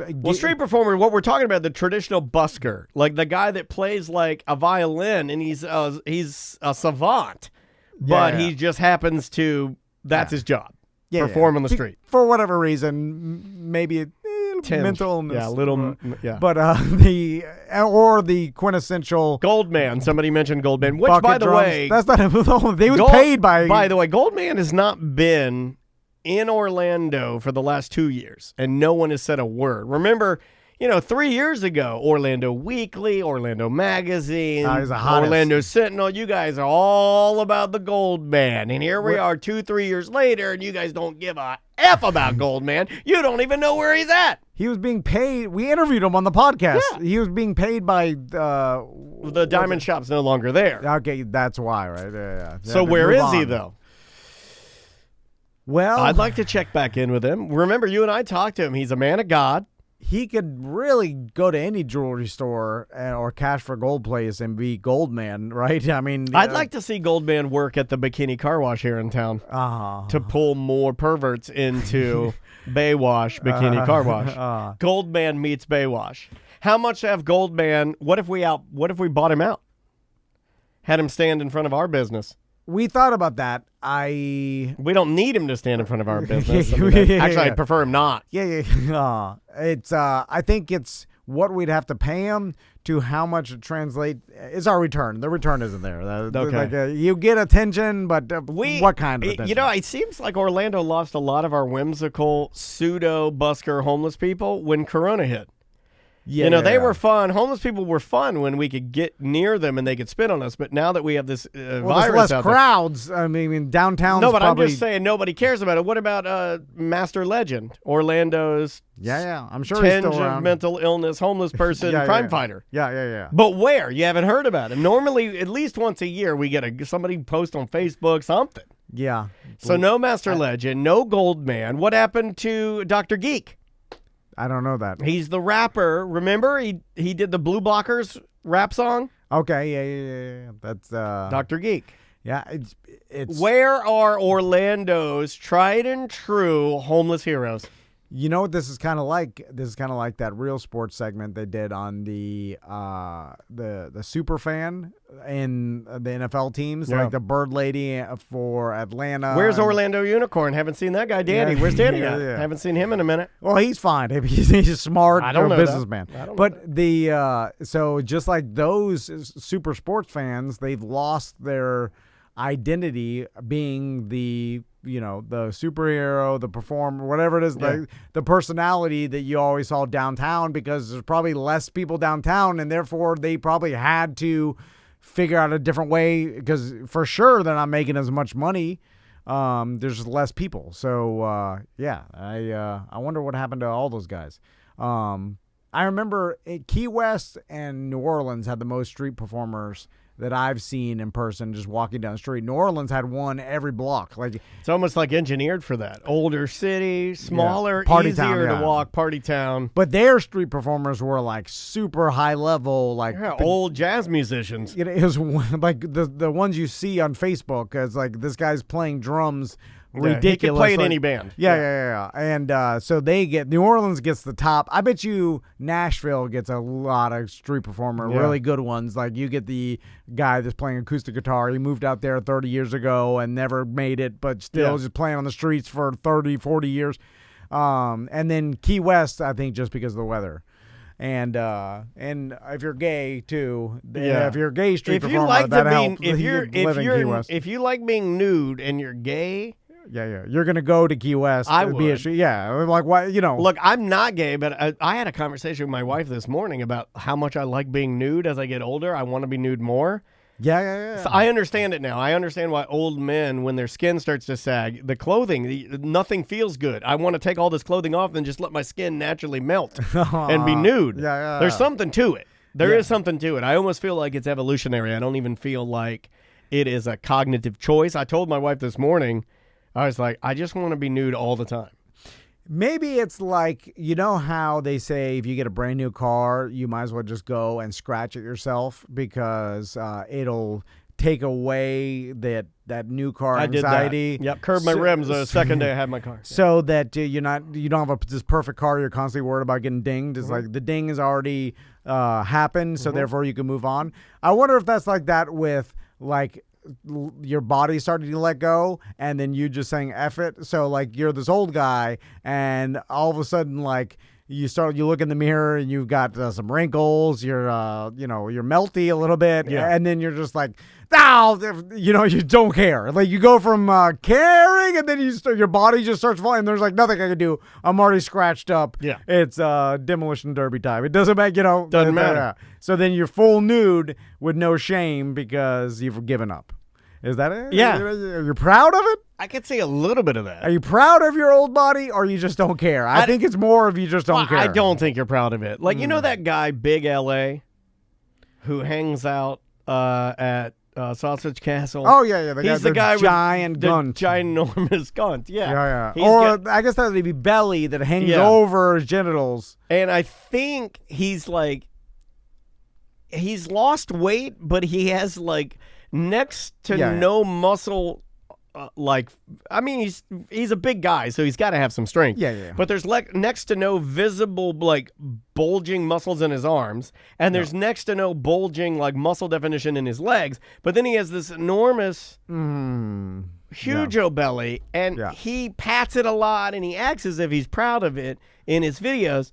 And my question to you is he actually proud of that, or is it some sort of maybe a strange defense mechanism, mental illness that he has convinced himself and is trying to convince us now that he is proud of it? Well, because what it screams to me is intense back pain and horrible diabetes. Yeah. Well, yeah, that's what that's what. And the only reason, like people are like, oh, you're on the Peloton, you want to look good. No, I'm on the Peloton because I want to live longer. That's why. Yeah. The look thing doesn't matter at this point. There's a finite fact that as a human being, you have to do something or bad things will happen. Correct. Because if you're young enough, whatever, you can get through it. But so is he proud? I think he is, because that's his call letters. That's his uniform that people know him. So in a weird way, did he take a negative and make it a positive?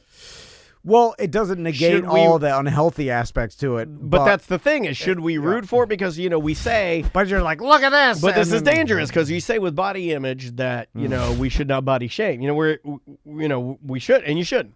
Well, other people say But if you glorify that, right? Yeah. Are you reinforcing the fact to him? This is going to be the age-old argument, right? Are you reinforcing the bad parts? No, because I don't think... Because you're celebrating the rotundness of his mega belly? I don't think any kids or anybody's watching that and be like, I wish I was that. I don't know if that happens. Like, if you do say that, like, I want to be that so that I can have girls at the gathering of the Juggalos rub their ass on my belly, like, and so I could be internet. I don't think anybody says that. I don't know if anybody looks at that guy. It wasn't his life goal and wants to be that, or if you look at that guy and you're that already, I don't know if it makes you want to take your shirt off and go to the gathering of the Juggalos. Okay, fair enough. I don't know, but you can say that he just doesn't care, and you shouldn't care. If you don't care, it shouldn't. I don't know how to phrase it. It's like, if that is how you want to live your life, then do it. Then what is it? It's all. It's all you. You do whatever the hell you want. It's but there are obvious repercussions down the line you may have to face. We all know. We just don't talk about. Listen, I'm gonna have to face some repercussions of my horrible. They're living. all coming for you. Yeah, it's no free lunch. One day, all of us, the doorbell rings, and you answer the door, and there's the Grim Reaper. Or you got bad genes, good genes. It's a roll of the dice. Who the hell knows? Like, you all try to do something. Whatever. The one thing I do know, enjoy your life. The one thing that I do know, that man, Big LA, and you and me all have in common is we all enjoy a nice pair of cheap basketball shorts with no underwear. And that's a fact. That's a fact. Yeah. I'll die on that hill. I like it when he puts the AK-47 under his gun. Yeah.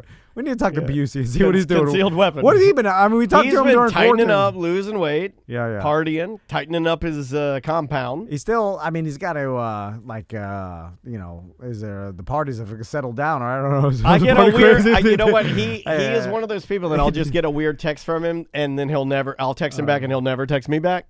Yeah. I have a bunch of those people. Busey, Bubba the Love Sponge, sometimes Tuttle. You know who I get it from? I get it from Mancow in Chicago, the radio personality. He texts me and 12 other people that I have no idea. It's all a lot of numbers. You should try and figure those out. Probably some famous people on there. Yeah, but I don't know why I'm in the text thread. I've talked to this guy one time, like 5 years ago, maybe longer than that. I got lumped in on a text thread for Busey one time.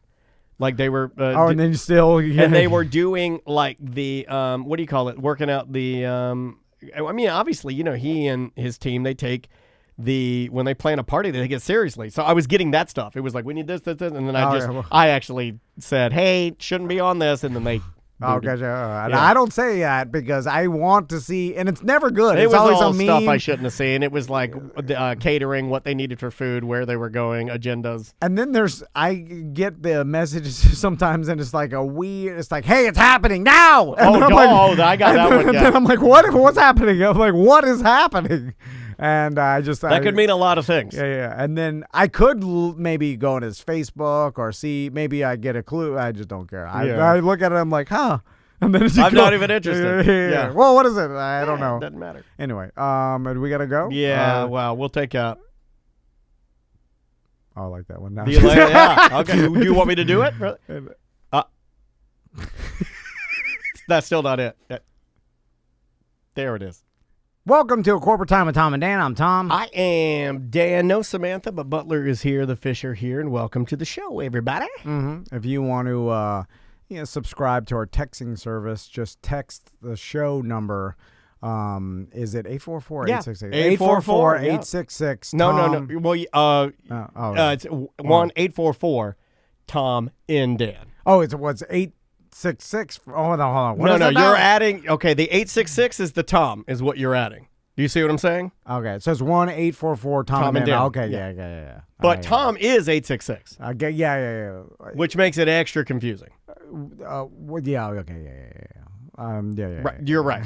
Yeah. Anyway, text BDM to that, and you'll be be opted in. Weird job, and we got a good one for you.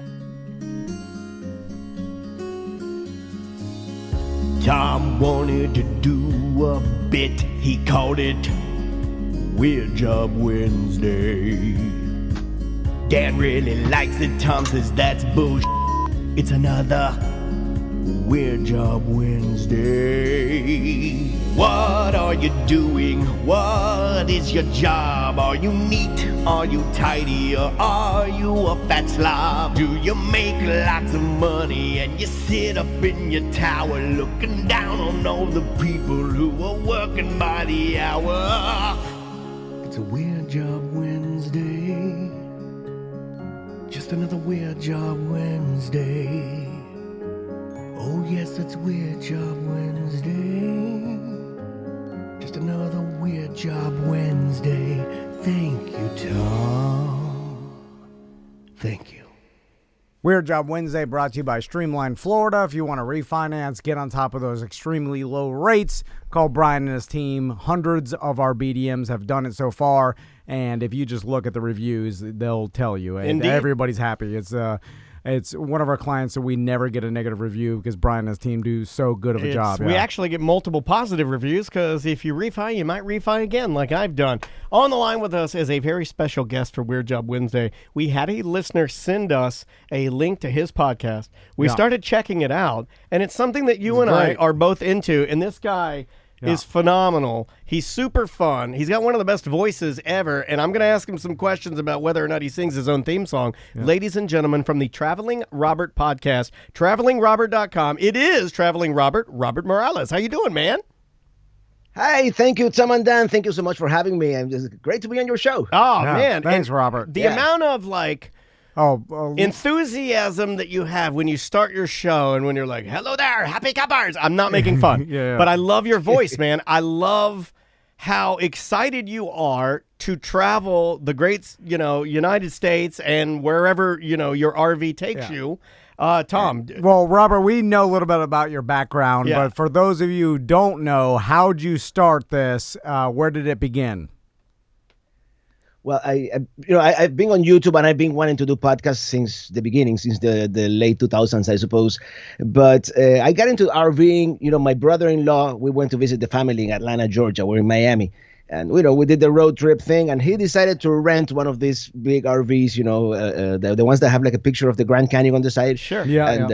And we arrived there, and I'm like, this sounds like a very comfortable, very cool way to travel. So I started researching, and a few years later, the rest is history.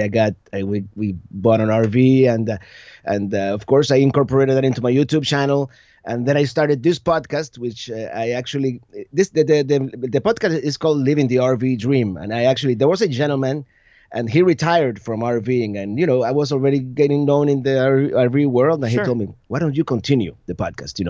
So I said, "Yeah, of course," and that's how the podcast was born. And that's happening now within the world of podcasting. There are people that will have podcasts, and then maybe their time is run, and then our buddy Logan did that with a Disney podcast, you know, and then now he acquired it. Yeah, like he acquired and kind of took it over, and then you have a guy like Robert who was already doing like videos, already doing his RVing, had purchased his own RV, and then he's like, wow, I just add this to my quiver, one more weapon in the arsenal of media. I feel like we couldn't do that if we try to sell the Tom and Dan podcast. They were like, we sell to Rick and his buddy Jim. Well, we're not that bright, and we put our names on the show, Robert, so it's not very smart. And then they're like, we have no listeners. They wanted Tom to like, God, idiots.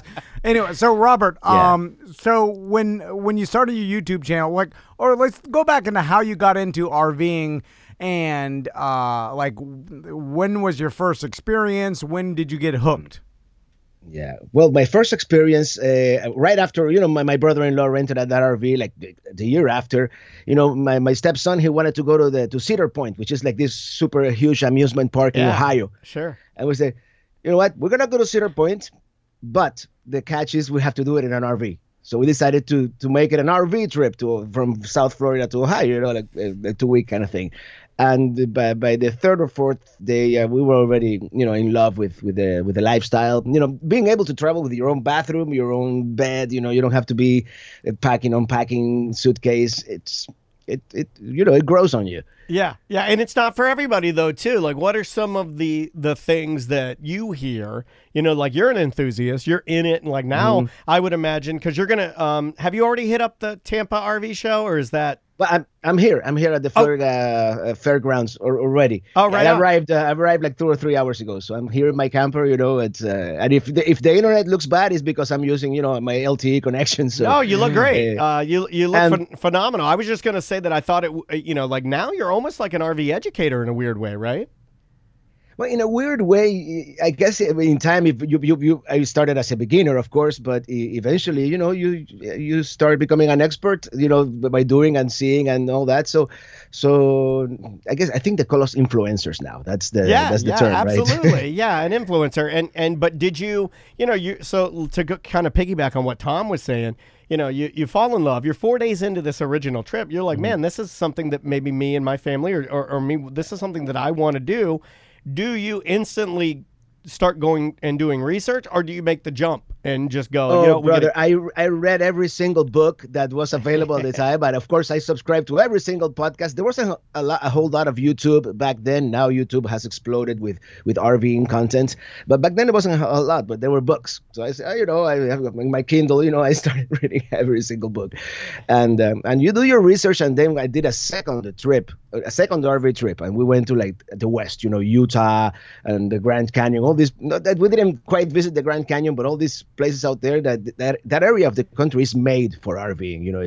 It's the wide open spaces, and I'm like, 2 months later we bought our RV, and I had already the YouTube channel about travel in general, which wasn't going anywhere. But as soon as I started publishing RV specific content, that started blowing up. So that's crazy. So Robert, so I know a little bit about like travel trailers. I'm in. I've used RV Share a lot. It's also been one of your dreams. You kind of go in and out of it, but so there's multiple types, and for those not interested in or they don't know about RVing, there's multiple types of RVs, and I think people quintessentially think about the one that you drive, right? Obviously, that's usually the one you rent, you drive. It's actually connected. It's just one. Well, like the traditional, the vehicle. one that I think of is the Mini Winnie. Like the traditional small Winnebago RV.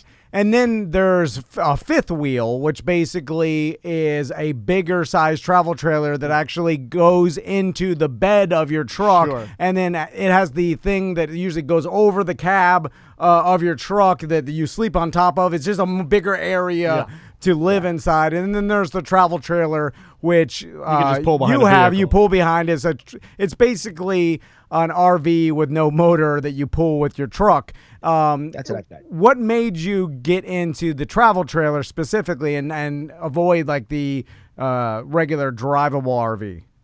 After months of and years of research, it came down to something that could fit in my driveway that I could tow with my current vehicle. And when my wife and I, we just walked in here and we're like, this is it. Yeah, I like after that. so much research, it's sometimes it is subjective. And it's also economic. I didn't have $300,000, $500,000 to spend on one of these things. Right. Yeah. So this was under 20, and fit in my driveway. I could tow it with the vehicle that I already had. So. Yeah, and that's pretty affordable. Under $20K. And you're getting a whole vehicle for you and your wife. So, Robert, let's talk RVs for a second, specifics, and then I got a ton more questions for you. But with travel trailers, like, have you learned from living inside one for so long? Like, there's certain quintessential things that you suggest that everybody gets. Like, for instance, my wife, when we're looking to shop for one, she's like, I gotta have a rollout, basically where the slide out. And she's like, I need the slide out because it adds the extra room. Without the slide out, it's too narrow for me, blah, blah, blah. Then we wanted a bunkhouse, and a bunkhouse style is bunks in the back for my two boys because we figured a bunkhouse with a slide out is our, like what we need. And then we like the Murphy bed style instead of having the bed always open, gives us more room. Have you found that there's any must-haves for, I know it's all subjective, but what would you suggest for people looking to get into travel trailer living or RV living? It is very subjective, and everybody has different needs, I guess. Like, for me, a slide is something that is going to break. You get used to the small space eventually. Okay. Like they say, small house, big backyard. But it all depends. I'm glad for me, it's yeah. I'm glad you brought that up because it does often, because I've read a lot of blogs and people are like, don't get the slide because it's just another thing to break. Plus the seals, it's like if it's one sealed thing and you have less problems. I was going to say, my dad eventually worked his way up to a camper that had two slide outs. One in the front near kind of like where your kitchen area would be. Yeah. And then one in the back where the master bedroom would be. And both of the seals did go bad. It was something that gave him a headache. But it was really cool having the extra space. I guess it's whatever your temper can tolerate, maybe. Yeah, once you have one of those fifth wheels, like the 40-footer one, there's even like toy haulers that you can have like a four-wheeler in the back. Yeah. You have those slides out, you don't feel like you're in a camper anymore. You feel like this is a condo, Yeah. And if you want that more residential feel to it, and especially if you're full timing in it, you might need something that expands, because you're gonna be in there. In my case, I just part timing in this. I'm a part time, full timer, I guess, in that sense. A couple of months at a time, and then I go back to my home with and that kind of thing. Another thing that I would suggest for everybody, if you need internet out there, get a cell phone booster. Because once you get outside the cities, especially if you go into a national park or a state park, they go out of their way to keep you disconnected for some reason. So get a cell phone booster. Now, Robert, when you started your YouTube, we've talked to a lot of social media influencers and YouTubers, and they all tell a similar story where they are passionate about YouTubing and putting up content, and they did it for a long time before they had any sort of hits, and then they all of a sudden had one where they didn't even expect, but it went viral. Right. And then from that one viral video, all of a sudden they got a bunch of subscribers and were able to build on that. But there's always, at least the ones that we've talked to that are successful, they always had that one quintessential viral video that boosted them up to a level that they couldn't grind it out. Like they needed that viral hit. Did you have that similar experience? I had a similar experience. I started my first channel in 2008, and the travel channel I started in 2011. So it's been 10 years. And there was this one video that I did, a California road trip. And eventually, what I made it, there were several videos that I made into a longer video. And that long video of the California road trip on the Pacific Coast Highway, that one took off for some reason. And I mean, it didn't tip the channel over to what it is right now, but it was one of the videos that helped. And then every year or so, I have one of those like semi-viral or viral videos, and it's a graph that keeps going like up. Yeah. As long as you and see longer gradual videos, for some reason, for my audience, longer videos seem to be what does it? I'm sorry. Go ahead. Oh, they like that. So they like you to maybe provide them with longer form content than even smaller clips. Yeah, and the YouTube algorithm likes that. It's watch time. What they care most, that people stay on one channel for a long time. More advertising, more money, that kind of thing. So the YouTube algorithm likes session time, I think is what they call it. Yeah. Now, what did you Yeah. do prior to basically becoming an influencer? Yeah. What was your day job, and do you continue to do that, or are you full-time traveling Robert now? No, I'm full-time traveling Robert. I've been for about 3 years now. Congrats. I had a boring office job. It was always in the media business, but I never did anything creative. I did go to college for TV production, but I never actually worked on that. So it was just a job, and this was a side hustle / hobby. Like That's awesome. The music was as well. I've always had my So main that's you job. singing the theme song. I do, yeah. All the music in my videos, because just to avoid copyright issues, all the music is mine. Yeah, and by the way, guys, if you go to his website, travelingrobert.com, you can buy the CD that has the 2014 version of the song, the 2018 updated version of the song, the EDM remix of the song.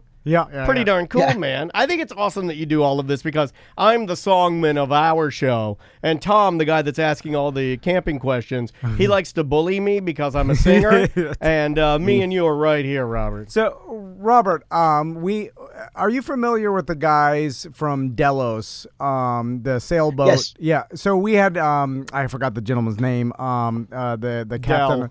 No, it's Deli Delos. Anyway, we had him on. We were talking to him, and I had followed them as well.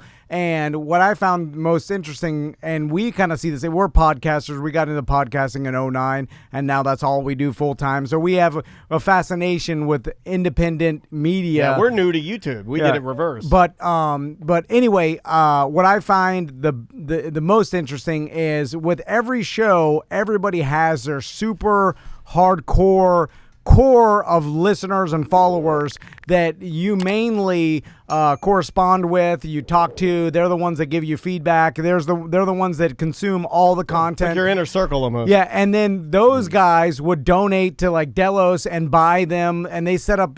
They started to realize like, oh, people will donate a brand new battery cell kit that's like thousands of dollars, but for the boat, and just for like a thank you or to tip, and like people, their own viewers were tipping them and donating money to them because they were living vicariously through them, and they didn't realize. And then we saw that where we had our subscribers and our BDMs, they would help us fund the building of our studio and pay subscriptions and stuff. And do you have that with your channel? And do you have hardcore fans that support you and follow you along the way? Absolutely. I have, of course, a Patreon account, and I do also YouTube memberships. And I do have a PayPal donation page as well. And the funny thing about the community, every Friday I do a live stream at 6 p.m. Eastern, by the way. And I get the super chats, and it's getting so big that I cannot read the chat anymore. I mean, I cannot read every single message. So people donate $5, whatever. And that's the message that stands out, and that's the one that I read at. And I have it. I don't know how many people in that close community that we have. It's probably over 200 or 300 that and they have invited me to their homes and to park the camper at their place. That's cool. We have that community, and I think of them almost as new friends. Yeah, do you have any other... Now, I was digging through your videos a little bit earlier today, and I noticed that you get a lot of collaborations with other maybe travel influencers and stuff like that. How is the YouTube community as far as the camaraderie, or is there competition, or for the most part, is it a relatively friendly space? It's a relatively friendly space. There's of course a little bit of competition and a little bit of friendly banter sometimes, but for the most part, it's very friendly and I'm about to meet another YouTuber here at the Tampa RV show that we're gonna do a couple of collabs. He told me you can podcast from my booth if you want, that kind of thing. So it's cool. Yeah, that's awesome. Robert, in this, let's put it into the category of just travel. Okay, I know that's super broad, and that really it's hard to that opens up a lot of different people. But under that category, is there okay? We're all familiar with Joe Rogan in the podcast realm. Spotify just gave him $100 million. Obviously, he won, and I think out of all the podcasts at the beginning, he was the most successful. So, is there any one that's like the Joe Rogan of travel, independent media that y'all everybody in the world's oh, this guy he's on YouTube making, or just podcasting you? Like YouTube or this person's making mega millions doing this travel entertainment independently. Oh, there's a bunch of them. I can't think of a name right now, but there's a lot of them. I'm more familiar with the RVing circle because that's the people that I follow too. There's a couple that are super big. There's Nomadic Fanatic, KYD, and I think I am kind of in the top 10. But you are. There's some people that have 500,000 to 1 million. No, you are. You absolutely are. Now, what is the important question? The $1 million question is, what does the wife think of this? No, she loves it. The only thing, the wife, she still has a 9 to 5, so she doesn't travel with me all the time. Okay, yeah. Like right now, after the Tampa RV show, I'm making a beeline for Arizona because there's another kind of RV show in Arizona at Quartzsite, and she's flying to Phoenix, and we're gonna meet up there. That's awesome. Continue the journey. That's exciting, man. Robert, we've seen this, and we've kind of seen the evolution of this independent media and the ability to make money, and we have local advertisers a lot because we started in terrestrial radio locally, and so we already had a lot of relationships with local advertisers, so that was an easy transition, and plus our main audience is here in Central Florida and Florida. So with you and with the progression, and now it's 2021, has bigger sponsors, and we've seen that where we've seen other podcasts, and now you got giant corporation money. Have big sponsors started to come and contact you because you're in that realm, and now the bigger corporations are starting to realize the strength of this independent media and social influencers? And have you been contacted by a lot of the bigger advertisers? I'm getting some of them. I'm not getting like a automotive or pharma or anything like that. Sure. Like the super huge ones. But I'm getting the shaving cream company and people who sell shoes, that kind of thing. So and I do incorporate it into the video like an integration. Yeah, why not? You get a Harry Shave Club or Zappos, and you ride it all that the way kind to of the thing. bank. Yeah, that's what I'm getting now. That's great. And I try not to do more than one per video because it's some people even the viewers, some of them will be the first to complain. You are putting in the comments. You know how that is. You always get a couple of people who don't like what you do. But it's a balance. Can you do? We gotta make money. Yeah, it's a balance, and most of the time they're pretty cool about understanding. Yeah. Robert, are you a brand ambassador for Winnebago? Yes, I am. Yes, that happened last year here at the Tampa RV show. Okay, so a 1-year anniversary. Congratulations, man. I mean, so that's the perfect example of what you're saying. Yeah, Winnebago recognized this and said, hey, you know what would be good publicity? Giving this guy Winnebago, making a brand ambassador. And guess what? Winnebago is the Kleenex of campers. And what I mean by that is their name is the big name. Like when you see a camper anywhere, there are people that will just go, oh, that's a nice Winnebago. They don't even know it's made by Winnebago. Yeah. It's a synonym. It's a synonym of RV. Absolutely. So you must have been floored when you got Winnebago knocking on your door. I mean, you must have been like, what? Yeah. I kind of knocked on their door too. I already had a Winnebago. I'm like, guys, when I spoke to the guy at the RV show, you guys maybe thinking of, doing something together, and And a few months later, they came through. So that's fantastic, man. Well, I mean, nowadays you have a bigger audience than most local radio and TV. Now everybody's starting to realize it's a numbers. Captive audience. The people that watch him already like campers. Oh yeah. So you've got more media influence than most local news stations. Well, you run a Winnebago ad during the news. You're only hitting the people that want Winnebago. Yeah. Traveling Robert, when I go to his it's site, 100% it's 100% demo saturation. Winnebago people. Yeah. My God, man. So Robert, are there, because in the small, I'm more familiar with in the boating world, there's this this legend called the Great Loop. I don't know if you're familiar with it, but yes, yes, I am. Yeah. So there's the Great Loop is going up the Intercoastal all the way to New York, Hudson River, Mississippi down. Anyway, so that's people with small boats always talk about doing this and fantasize. They do it. What's kind of like that in the RV world? Good question. Well, hitting at least the lower 48 for sure. I mean, hitting all the states. Eventually, that's one of the goals. And this year, I wanted to go to Alaska. I mean, last year, 2020, of course, Alaska was the border was closed, so that fell through. But I think the goal of every RVer, and to me, it wasn't even that. To me, it was driving cross country.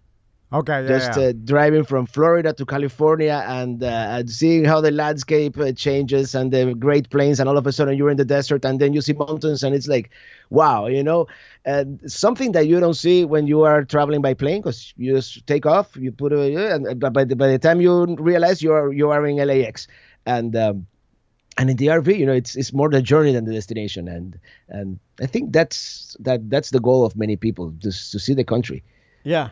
And I know, and be present almost. I mean, in an RV, you almost have to be present. You're in the moment. And isn't there I saw something on Facebook about I forgot what the highway is called, but it's the longest road in the world, and it starts from Alaska and goes down to the tip of South America or whatever. Yeah. And it's the Pan American. Pan American, yeah. Is that something that is it one of your future ambitions is to ride the entire Pan American highway? Yeah, that's one of my future ambitions for sure. And Australia is the other one, but the Pan American for sure. That on my current trailer RV, that wouldn't be the most appropriate trailer for that. Probably more like a large camper van or something like that, which is, because some of the roads may not be as well maintained, and then you don't have the infrastructure of RV parks and that kind of thing. So you have to be more self-contained in that sense. You're kind of firing me up for camping, Robert. I got to be honest with you, man. This might be dangerous. Let me tell you. Once you get the bug, it's if you can drive there, you'll never take a plane in your life. Yeah, well, I'm afraid of flying, and I just beat that a couple of years ago. But I grew up on RVs. Like when my dad, every weekend we'd be at a different RV park in Central Florida, whether it was beachside or Disney or, then sometimes we'd hit up Nashville and the Carolinas. So I grew up on it. I just need to get back out there and do it. Robert, are there any, I guess only hardcore RV enthusiasts would know some of the do's and don'ts at RV parks, and I think a lot of people that are amateurs. What do you think the number one broken rule is? Something with the Blackwater, I think. Something never forget your gray donut. Yeah, there's. So have you learned? Obviously, I mean, even when you started, you were doing something that you realized everybody in the park was like, "Oh, don't do this." What are some tips that you've learned throughout your travels with RV parks? Well, there are certain unwritten rules, and they're actually written nowadays. There's a bunch of blog posts about it. But, if you're going to dump black first, gray second, so the gray, cleans the black, do not walk through another person's campsite. That's one of, especially longer time RVers, that's like our pet peeve, and that kind of thing. That's a good one that I don't think people think of because and I think this is one that you maybe in your family would break all the time and not care, and then you'd also argue with me about how you breaking it is not that big of a deal, dude. I'm like, this is faster. I crawl under the RV straight to the bathroom. I'm like, oh, you guys are eating dinner. So, Robert, how's COVID affected you? Because I noticed one thing or a couple things that the outdoor living lifestyle has dramatically increased since COVID started. And it seems, and I've talked to some people, and they're selling RVs crazy. And we've been using RV Share a lot. And I want to ask you your opinion on that. But we've noticed that a lot of RV parks are booked up because COVID and everybody's looking for outdoor activities. So has this made it difficult for you, easier? What do you think? Well, it's made it difficult in the sense that it's being last summer, especially, it was impossible to find something on a weekend. It was nearly impossible to a place to stay. But other than that, RVing is kind of made for traveling during a pandemic. You don't have to. I mean, if you don't want to, you don't have to interact with anybody. You have your own kitchen, you prepare your own food. You don't have to go into a bathroom. And the only thing, planning became a little more difficult because it varies from state to state and from county to county. Some places are more locked down, some places are a little more open. So I just planned my route along the places less populated and hence more open. And to your point about everybody buying an RV, the manufacturers can't keep anything in stock. There's waiting times up to 6 months to a year. And also, I was at Winnebago, the factory, this past fall, and they cannot build them because they're missing air conditioners. The supply chain is a problem too. So they had like 100 half-built RVs there at the factory because they were missing one or two parts. So it's a combination of both. Yeah, because when you're pulling that many parts from that many different countries and manufacturers. I never thought about them. Let's say we get our stabilizers from Belgium and we get our air conditioners from China and we get, Robert, I'm curious, do you have any... The Belgians known for their stabilizers, by the way. Not true. Every time I go and rent an RV or a travel trailer through RV Share, I bring my one wheel. I don't know if you're familiar with what a one wheel is. Well, why would he? He's cool. He wouldn't know what that is.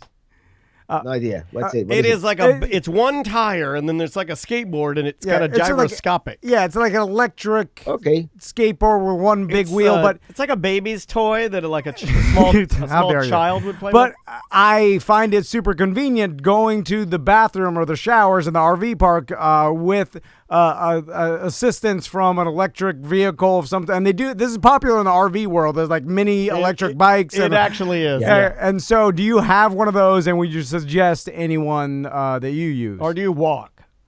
I just walk, but I know e-bikes are definitely a thing in the RV world, and a lot of people use them.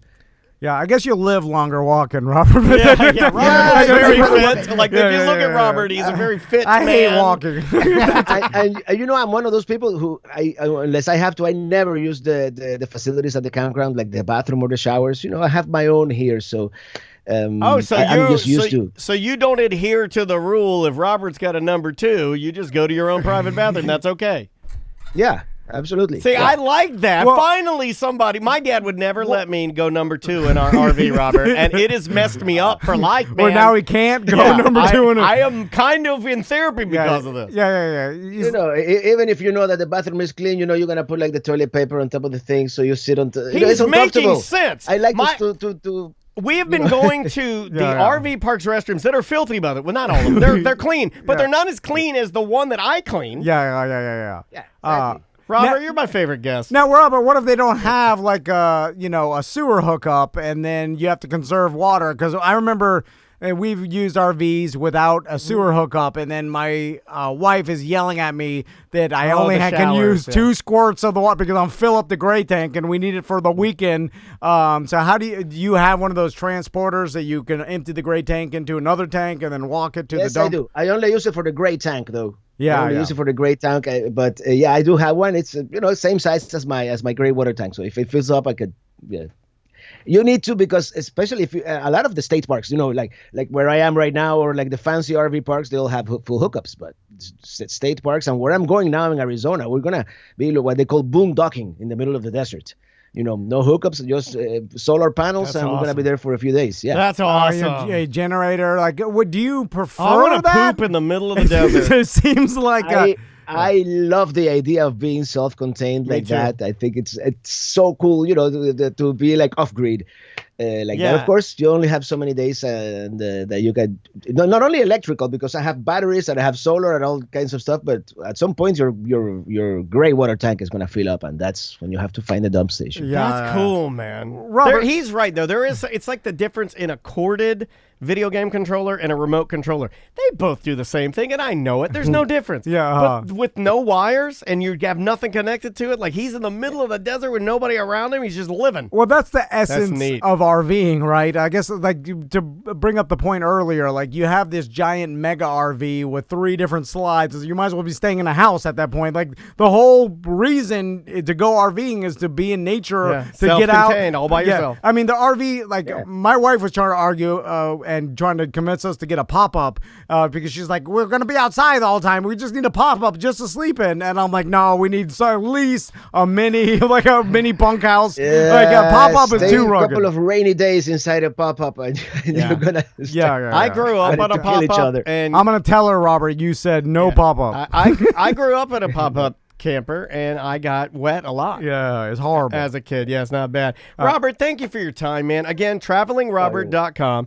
It's Robert Morales, aka Traveling Robert. And hey, if anybody hits up, how long are you in Tampa for, Robert? I'll be here until Saturday. Okay, Sunday well, morning. Are you available? Do you have a booth? If our listeners are walking around the RV show, I don't have a booth, and this year they kind of discouraging official meetups. Yeah, that is the first time, Robert, that I've completely blacked out on the virus. Like I did it. I've never done that. I was like, oh yeah, like we're back. I got excited thinking about like, oh, RV life, being alone. Then I'm like, oh no, of course they're not walking around talking to people at booths. Real quick, but I'm gonna be walking around the show all week, so if you see me, say hello. Don't be shy. Absolutely, absolutely. Robert, were you born and raised in Miami? I was born in Cuba. I came to Miami when I was in my teens. Oh, in what year?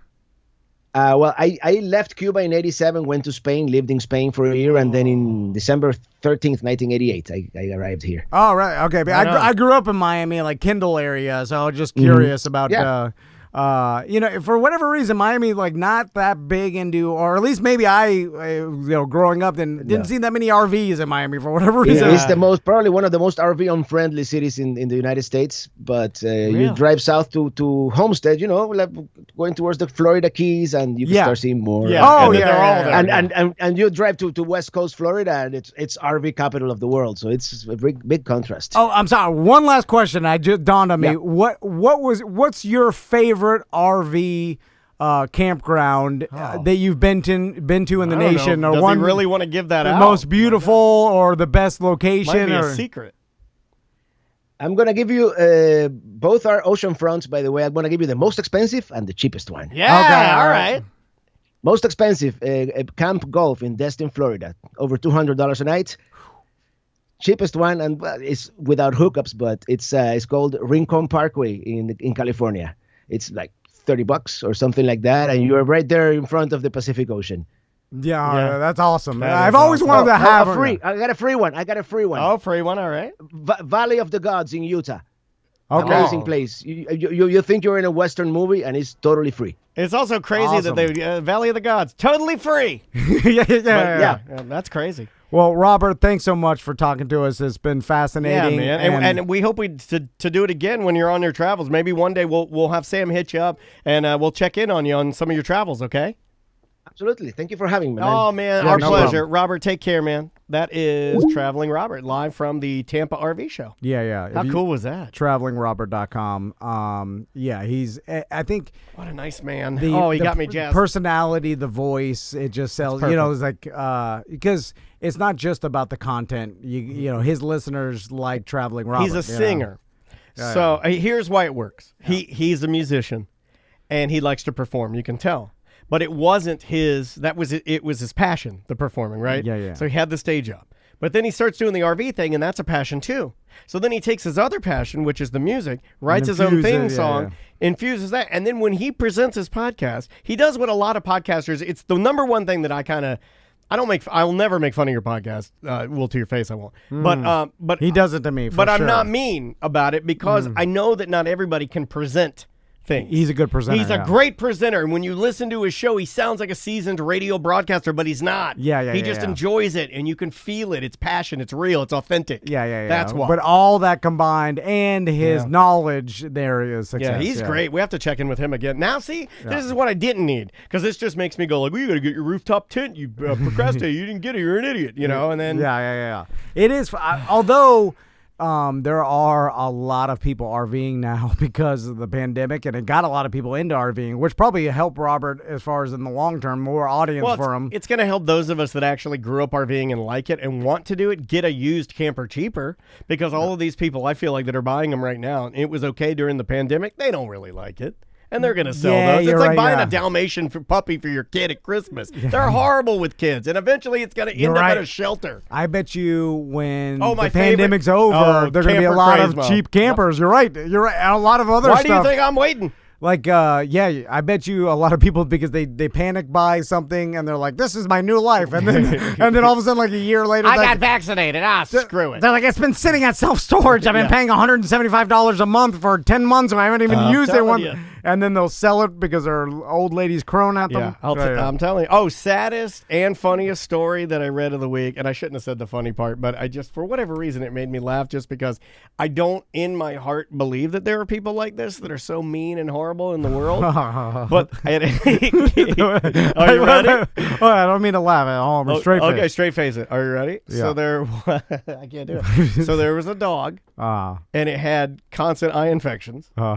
He was in People magazine. So rather than deal with it, they had the dog's eyes removed. So it wouldn't get any more infections. And then they brought it home, and they realized that having a blind dog, though, is really hard. And they brought it to a shelter. Oh, my God.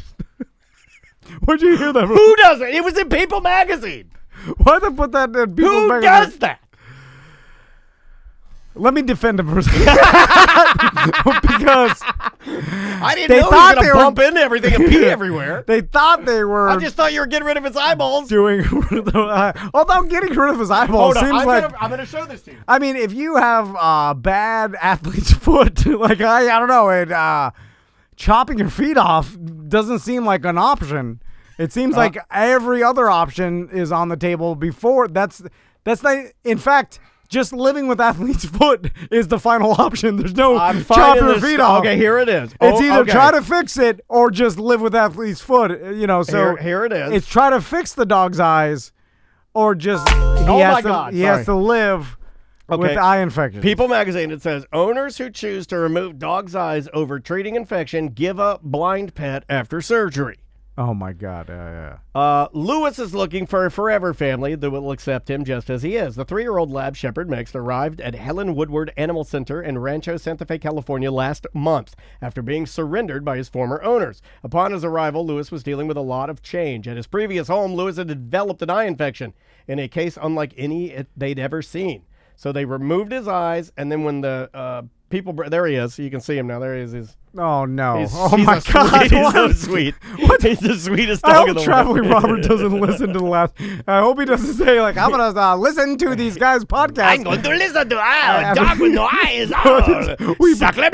We put something, like, interesting, motivational in with Dog with No Eyes gets abandoned. Also, why even pay for the surgery to begin with? Well, I had so many questions. My wife sent it to me, and my first question to her is, why are you sending this to me? No, he's fine. It was just his eyes. Yeah, but the fact that you're now giving... Who's going to adopt the dog? I guess maybe the Time magazines are... This dog will literally have the best life. You're right. Maybe that's why they did it, right? I guess, yeah. The ultimate middle finger to this family is to put this dog in People magazine, and now this dog's a millionaire, right? Well, they can then claim, like, we're heroes because we did this. We strategically did this. Well, they can claim all they want. We're not going to believe it. We know what you did. It's a little late now. Like, I'm sure you remember the social media influencer family that adopted that, like, severely autistic kid, and then they removed its eyes and gave it up for adoption.